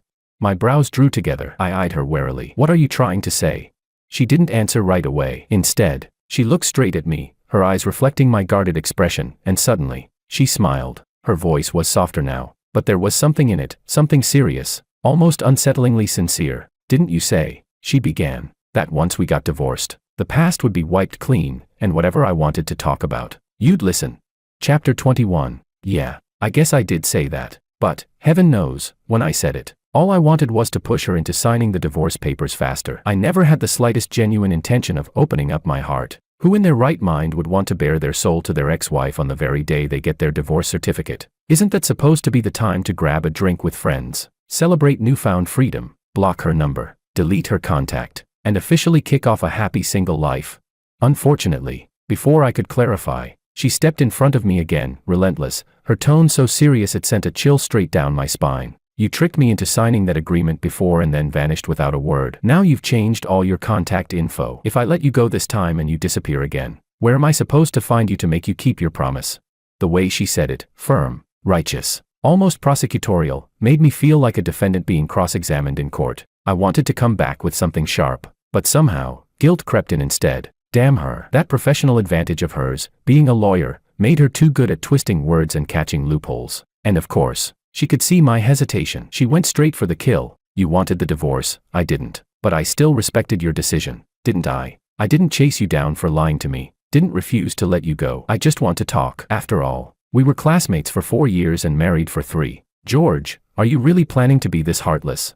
Her words hit a nerve, and honestly, she wasn't wrong. Plus, the way she was speaking, soft, cautious, almost pleading, I'd never seen her like that before. It disarmed me. Before I knew it, I had my phone out. Fine, I'll give you my contact info. But listen, don't text or call me every day like before. Keep things polite. As for meeting up, we'll see. Depends on the situation. She scanned the QR code so fast, I didn't even hear the confirmation tone before she exhaled in relief, looking absurdly pleased with herself. Then she trailed behind me all the way, repeating like a mantra. Then promise me, no blocking, no deleting, no leaving me on read. You have to keep your word. I could feel a headache coming on. My tone turned impatient. As long as you behave like a normal classmate and don't cross the line, I won't delete you. Only then did she give me that satisfied smile. And, in the most ceremonious manner possible, she walked ahead and opened the passenger door for me, gesturing politely like she was chauffeuring some VIP guest. I didn't even acknowledge her, just turned and hailed a taxi instead. No way I was falling for this sudden kindness. She had to be scheming something, but I'd barely taken 2 steps when I heard her sigh softly behind me. Divorced already, and you won't even share a car ride with me? How heartless. That one line gave me goosebumps. I jumped into the taxi without looking back and urged the driver to go fast. If I'd stayed 1 more minute, I might have actually regretted the divorce tonight. When I got to David's place, I pushed open the door and nearly jumped out of my skin as 2 party poppers exploded right in my face. Balloons, streamers, cake, snacks, and on the TV screen, a huge banner read, "Congratulations George on regaining freedom." I just stood there, stunned, eyes suddenly stinging. Damn, this guy really gets me. David, probably afraid I'd start bawling, patted me on the shoulder and spoke in a tone as gentle as if he were comforting a heartbroken girl. Come on, man, what's with the tears on a happy day? Swallow those back. Tonight we're drinking till we drop, celebrating your glorious return to single life. My nose burned. For a second, I almost wanted to wipe it on his shoulder. You're right, we're drinking till we can't feel our faces. Oh please, you. The guy who hasn't touched a drop in 3 years, daring to talk big in front of me. You forget who I was before I got married. The legendary 1,000 shots. Never drunk. I'll show you tonight, I've still got it. Ha, if I don't drink you under the table tonight, I'll change my last name. That night, I got completely wasted, but strangely enough, Willow didn't appear in my dreams at all. It was just me, light, unburdened, and utterly free, lying on a mountaintop, staring at the stars. Chapter 22. After the hangover, I slept like a rock. When I finally woke up, it was already afternoon. David had gone to work long ago. I grabbed a quick bite and realized staying home alone was unbearably dull. So I picked up a fruit basket and headed out. There were a few things I'd been meaning to settle for days, and now that I had time, I figured I might as well start crossing them off the list. I hailed a cab straight to the law firm. I wanted to thank Attorney Mao in person. Over the past 2 months, he'd gone above and beyond handling my divorce case, not only keeping things confidential, but also acting as a go-between between Willow and me, even helping to calm emotions on both sides. Honestly, that was way beyond what a lawyer should ever have to do. I felt genuinely guilty about it. As soon as I entered his office, he looked up and said, "Brother-in-law, why didn't you just tell me the truth from the start?"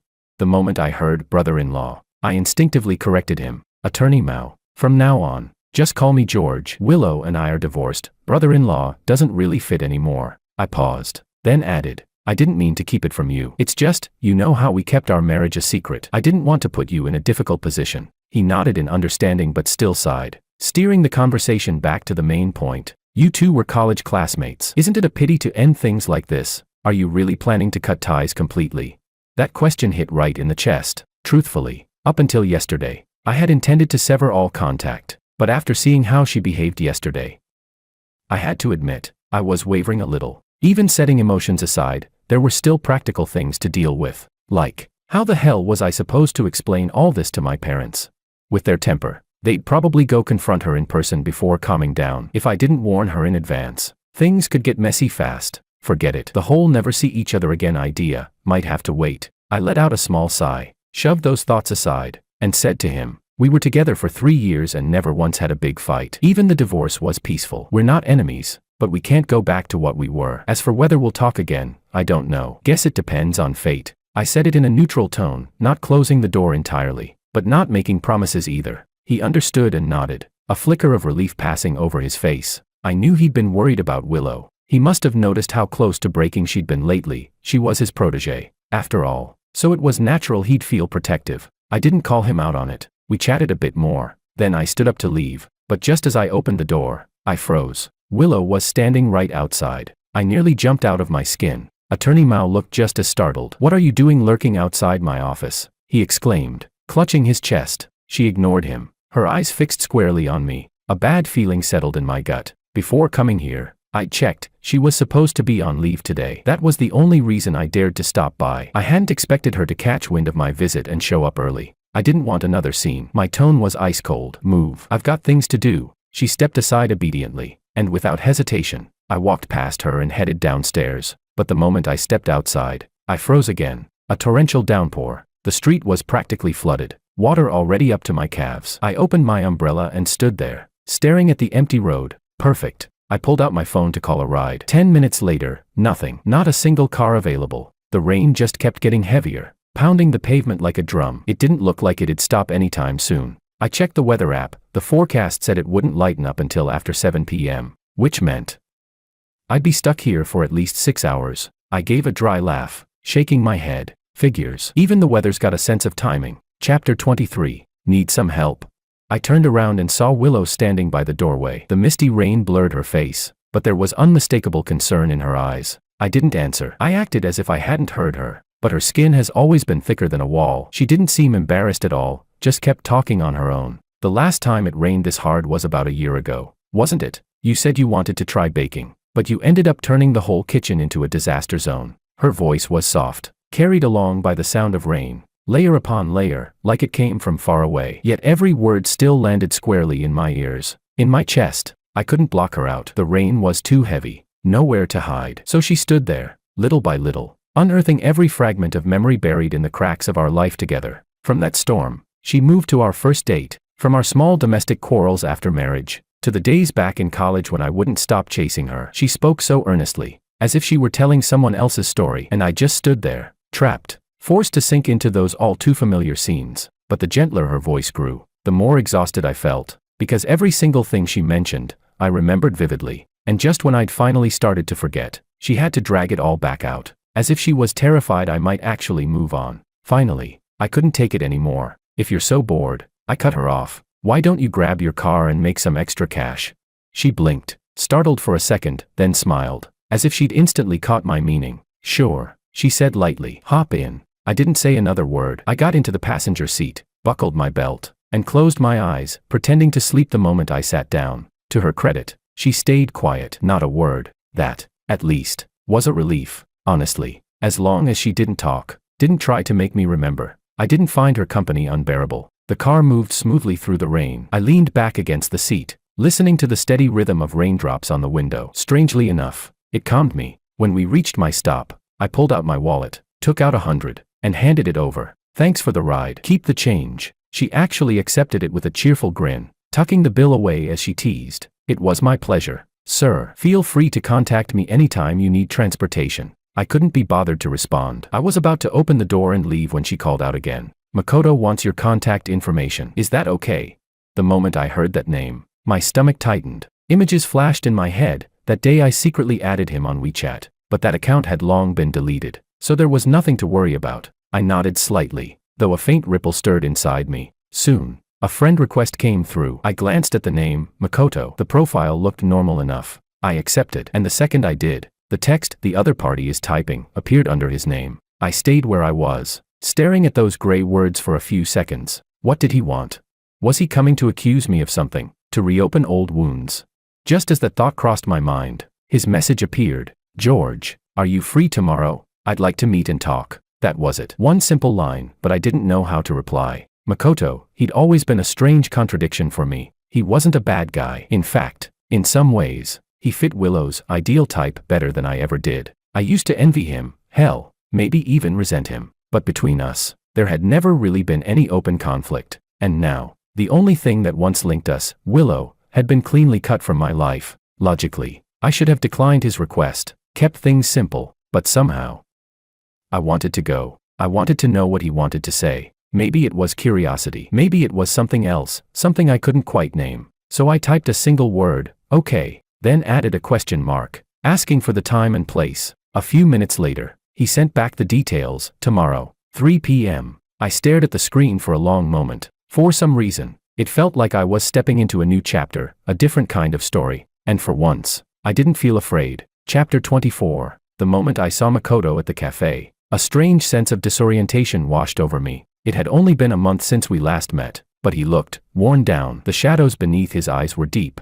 his face pale, his entire presence dimmed. I hadn't expected that. He used to be the bright one, clean-cut, radiant, like the golden boy everyone naturally gravitated toward. But now he looked like someone whose light had been quietly snuffed out. Still, I straightened up and greeted him politely. "Long time no see." When we ordered, the air between us felt as awkward as ever. We weren't friends, not really, and sitting across from him now, the silence felt heavier than it should have. I could only stare out the window, watching raindrops slide down the glass. In the end, it was Makoto who broke the silence. "George, I asked you out today because I wanted to apologize." "I'm sorry." I blinked, turning to look at him. His expression was serious, almost nervous. I waved my hand quickly, trying to ease the tension. "There's nothing to apologize for between us, really." And it was true, there wasn't. If anyone owed anyone an apology, it certainly wasn't him. But hearing me say that only seemed to deepen the guilt in his eyes. "That day, I didn't know you and Willow were married. I said a lot of things I shouldn't have. I might have hurt you. I really am sorry." Only then did I realize he was talking about the day at the law firm. He'd said quite a bit in front of me, congratulating the happy couple, talking about how Willow had always been emotionally pure, how she deserved someone who truly loved her. Yeah, I'd been uncomfortable that day, sure, but I didn't hold it against him. I smiled faintly, trying to keep things light. "It's fine. I was the one who didn't make things clear. I kept it from you first. You were just saying what anyone in your position would have said. I don't take it personally." I paused for a second, then added, half jokingly, "Honestly, what you said that day kind of helped me. It made me more certain about ending things. So really, you should be glad I finally moved on." I meant it, every word. But he dropped his gaze, eyes reddening slightly. "For things to turn out this way, Willow and I both share the blame. We wronged you." I opened my mouth, wanting to say it's not your fault, but the words got stuck in my throat. I didn't know how to comfort him, not when his guilt was so raw, so real. "George," he continued, voice trembling a little, "I also wanted to tell you. Willow and I have cleared things up. From now on, we're just siblings." "But could you?" He hesitated, then looked straight at me. "Could you give her another chance?" That stopped me cold. I'd expected him to bring up almost anything else, except that. Of all people, I never imagined he would be the one asking me to get back with her. And what shocked me even more, I'd always assumed they were already together. On the day of my divorce, I had mentally prepared myself for that outcome, for them to get married eventually, maybe even soon. But instead, here he was, urging me to reconcile with her. "I'm already divorced from her," I said, unable to hide my confusion. "Why didn't you two end up together?"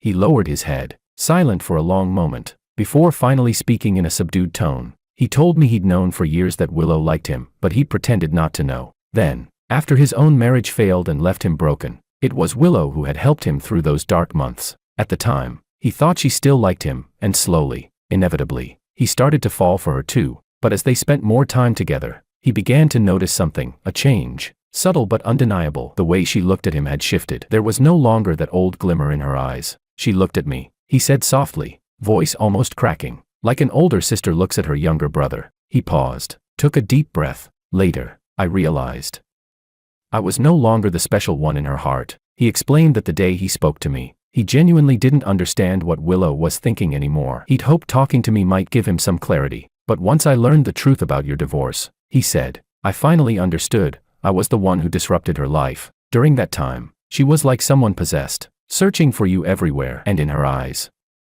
I saw the same light she once had when she looked at me. He drew a shaky breath, his voice barely above a whisper. That's when I knew she really didn't love me anymore. She had moved on. She had a new life, with you, with your home. She just never managed to say it out loud. I feel so guilty. He buried his face in his hands, his words spilling out like confession after confession. I sat there, listening to every word, and for once, I had nothing to say. Chapter 25. By the time Makoto finished speaking, it felt as though a great stone had dropped into my chest, sending waves crashing through everything I thought I understood. I hadn't expected his side of the story to sound so completely different. I was shocked, yes, but not entirely convinced. Because love is like water you drink yourself. Only you know whether it's warm or cold. If Willow truly loved me, could I really have gone 3 years without sensing it at all?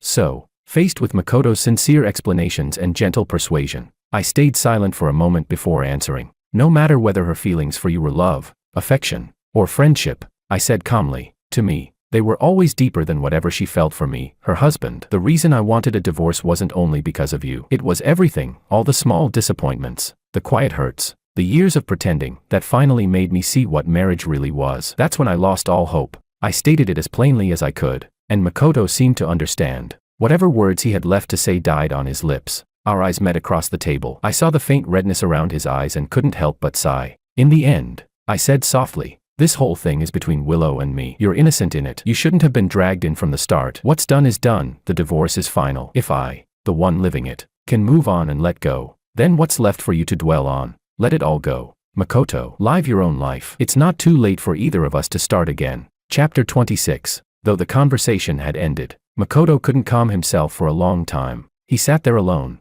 staring into his untouched coffee, replaying every word in his head until at last he began to understand what George had really meant. Yesterday's things die with yesterday. Today's things are born anew with today. In that instant, all the dark clouds that had gathered in his mind slowly dispersed. He stood up, crossed to the private room next door, and gently pushed the door open. The room was silent. Willow sat leaning back in her chair, saying nothing. Makoto called to her softly, Willow, are you okay? Every word of the conversation between him and George had reached her ears. She wasn't okay, but in front of him, she hid it well, forcing herself to sound steady. I'm fine. There was a faint tremor in her voice, and Makoto noticed it immediately. He lowered his gaze and sat across from her, searching for something, anything, comforting to say. I can understand how George feels, he said finally. I don't know what happened between you two these past 3 years, but it must have been hard for him, hard enough that he wanted to end it and start over. Willow, if he's chosen to let go, maybe you should too. It was sound advice, and she knew it. But Willow also knew that the pain and despair George had endured during their marriage, all of it had come from her. She was the one who'd driven it to this ending. What right did she have to talk about letting go? No amount of comfort could touch her now. She didn't want Makoto to worry about her either. So she steered the conversation away, insisting on driving him home. As they parted, he asked one last question. Willow, can you let George go? Could she? No, Willow thought. A sad smile touched her lips, but there was a quiet strength in her voice. He chased me for 10 years, she said, and even though I married him, I never truly treated him the way he deserved. Losing him, that's the punishment I earned. After 3 years as husband and wife, he's become a part of my life I can't erase. How could I just let go? Whether he hates me or resents me, I still want to try again, whatever the outcome. I'll follow my heart. Makoto didn't try to dissuade her. He simply lifted his hand and waved, a small but genuine smile on his lips. Willow, he said softly, thank you for everything over the years, and I hope that in the end, you get what you truly wish for. Chapter 27. After saying goodbye to all my friends one by one, I finally slung my luggage over my shoulder, ready to set off again, to finish the journey around the world that I should have completed long ago. David drove me to the airport, nagging the whole way like an overprotective father. Remember to be careful wherever you go. If anything happens, call me, and if you find good food, fun places, or beautiful sights, take pictures and send them to me. Okay. Oh, and if you ever get tired and can't find a place to stay, just come back. You still remember the code to my door lock, right? Dragging my suitcase beside him, I couldn't help but laugh. I'm going on a trip, not running away from the law. Can you not make it sound like we're saying our final goodbyes? That one line almost ruined the whole mood. David rolled his eyes so hard I thought they'd pop out, then reached over and pinched my cheek. You heartless bastard. Last time you disappeared for days without replying to a single message, I was about 2 minutes away from filing a missing person report. I told you I replied in my mind. I said with mock sincerity. Didn't you get it? I believe your ass. And just like that, we bickered all the way to the gate, neither of us willing to lose. It wasn't until boarding was called that we finally, and reluctantly, parted ways. Not long after passing security, while I was still searching for my seat on the plane, my phone buzzed. A message from David. I just saw someone, looks exactly like Willow. My heart skipped a beat. I whipped my head around, scanning the boarding crowd, but didn't see her. After a few seconds, I exhaled in relief and typed back. You must have seen wrong. His reply came almost instantly, sharp, certain, urgent. It's definitely her. Be careful. A faint unease began to creep up my spine. I hadn't told anyone about this trip, not even the destination. So how could she possibly know? To be sure, I messaged Mao, my lawyer. Willow handed in her resignation the day before yesterday. I don't know where she went. The moment I read that reply, my body tensed. She'd quit her job. Then the person David saw, could it really have been her? I was still trying to figure out if I'd somehow leaked my travel plans when a voice, one I knew all too well, suddenly sounded from behind me. Excuse me, sir, could you please move aside? I froze. Slowly, I turned around, and there she was, Willow, standing right behind me, smiling as innocently as ever, her eyes shining with that maddening, deliberate brightness. George, what a coincidence, she said sweetly. I didn't bother playing along. I frowned, my tone sharp. Why are you on this flight? Business trip, she said, completely straight-faced. I gave a short, humorless laugh. Oh really? You're that dedicated to your company after you just quit? Her expression didn't falter. In fact, she looked pleased. You actually know about my resignation. George, you do care about me. I was speechless. I turned my head away and went straight back to my seat. A few seconds later, she followed, and sat down right beside me. She waved her boarding pass with a smug little grin. We're seat neighbors, apparently. I took a deep breath through my nose, forcing my voice steady. You're stalking me, aren't you, Attorney Liu? That's a crime. She blinked innocently. Please show me your evidence. Otherwise it's defamation. Mr. Wong. Of course, I had no evidence, so I switched tactics. We're divorced, I said coldly. Would it kill you to just live your own life and let me live mine? Why can't you stop following me? Her head dipped slightly, her voice softer now, but her tone carried that same subtle pull I'd come to dread. You promised me we'd have a proper talk, but you left again without saying anything. I was afraid this time you'd really disappear. My chest tightened, not from guilt, but from the familiar, weary mix of frustration and helplessness she always managed to stir. This woman was a master at getting under my skin, using that gentle, patient tone that sounded like care, but always came with strings attached. But now that she'd tracked me down even on a plane, there was nowhere left to run. I sighed, turned toward her, and said evenly, fine, you wanted to talk. Let's talk now. I'm all ears. Chapter 28. Did you decide to divorce me because of that photo album?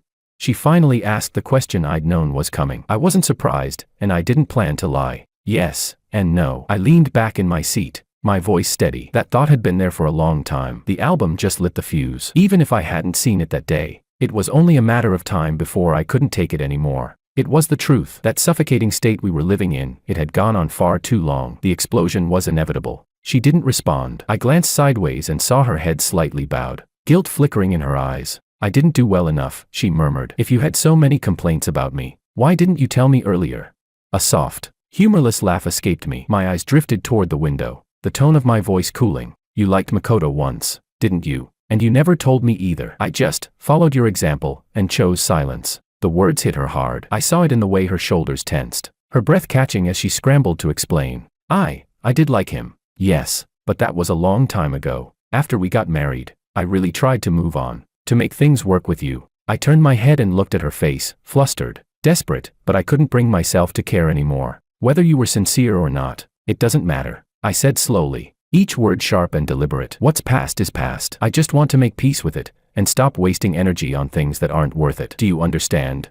Her lips parted as if she wanted to say something, but in the end, she stayed quiet. I withdrew my gaze, closed my eyes, slipped on my headphones and eye mask, and let myself drift. My mind was startlingly calm, empty, almost peaceful. As the plane cut through the clouds, I could feel her gaze on me from time to time, heavy and searching, but I didn't open my eyes. Whatever she wanted to say, whatever I didn't want to hear, belonged to the past now. 2 hours later, we landed at J City Airport. I pulled my suitcase toward the taxi stand, and just as I was about to step into line, I caught sight of her again in the corner of my eye. Of course, like a shadow that refused to fade. Why are you still following me? I turned, voice laced with irritation. I've said everything I needed to say. Are you really going to keep chasing me like this?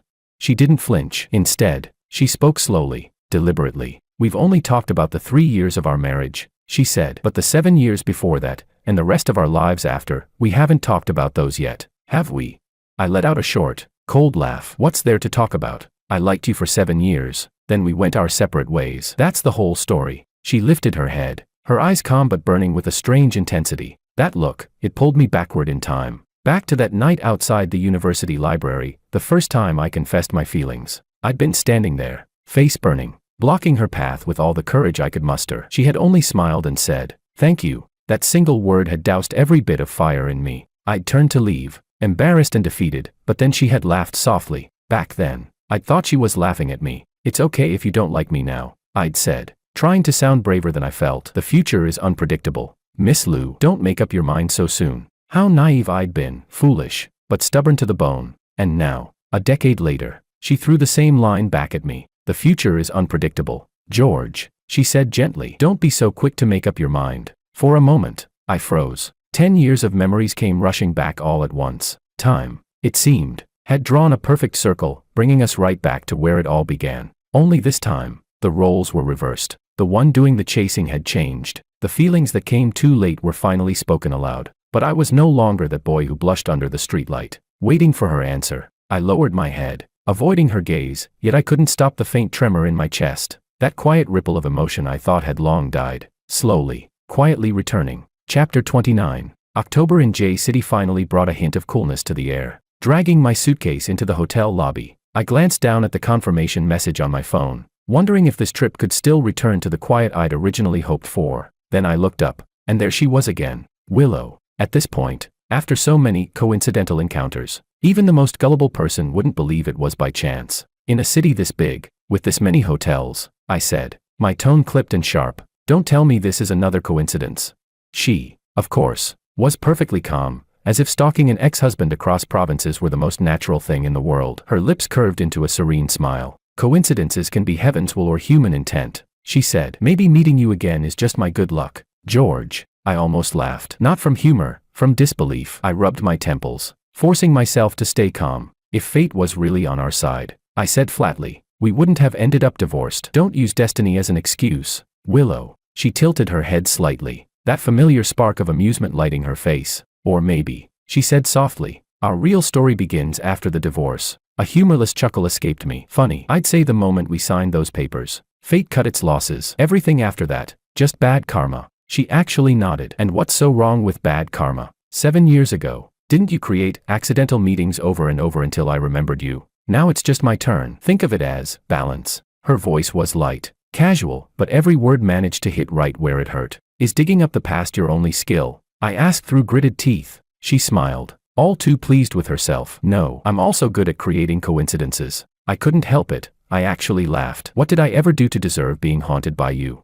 Then her eyes changed. The teasing faded, replaced by something quieter, deeper. Her voice softened, but the words struck clean through my chest. "Your mistake," she said, "was that 10 years ago, you shouldn't have provoked me." My breath caught, and damn it, I almost agreed. Maybe she was right. Maybe from that very first look, we'd both taken a step we never should have. "So what will it take for you to let me go?" I asked finally, half in surrender, half in exhaustion. I just wanted this endless tug-of-war to end. "I'm not chasing you," she said calmly, her tone infuriatingly composed. "I'm just following fate." That did it. I'd had enough. "Fine," I said, spreading my hands. "Since you love talking about fate so much, let's put it to the test. Let's bet on your so-called destiny." Her brows lifted slightly. Bet on what?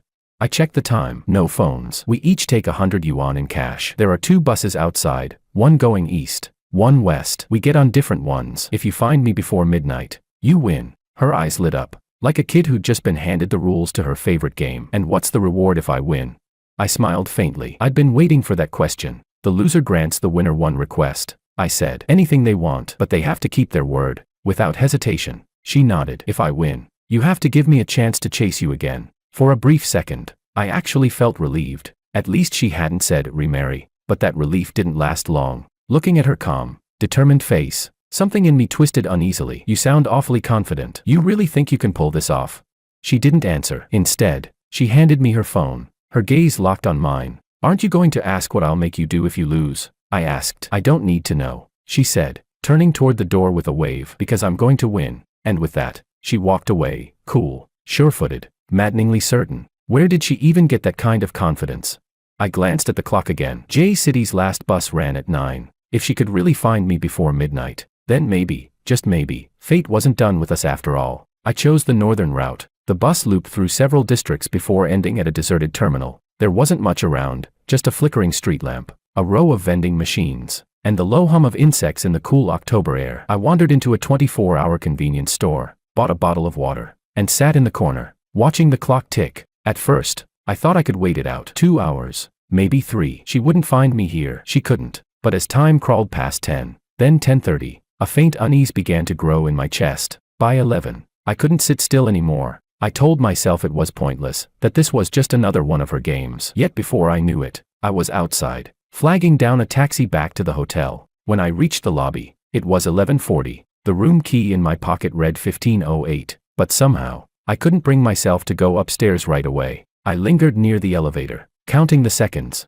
11:45, 11:47, 11:50. Finally, I pressed the button. The ride up to the 15th floor felt longer than it should have. The hallway was dim, lined with soft yellow lights that barely touched the corners. When I reached the door, I slipped the card from my pocket, and that's when I heard it. The faintest sound of fabric brushing against the wall. I turned, and there she was, Willow, standing by the door, quiet, still, as if she'd been waiting there all along. For a moment, I froze. Not because she was there, but because of how she was there. Her eyes were calm, not triumphant, not teasing, just steady, peaceful, certain. She didn't speak. She didn't need to. It was as though she'd known this moment would come, no matter which bus I took, no matter how far I went. And looking at her, I suddenly remembered another night, 10 years ago, outside the university library. Back then, I was the one waiting, the one who refused to leave, hoping she'd turn around. And now, the roles were reversed. Now she was the one waiting in silence, while I stood there, unable to move. I didn't know if that made her the winner of our little bet,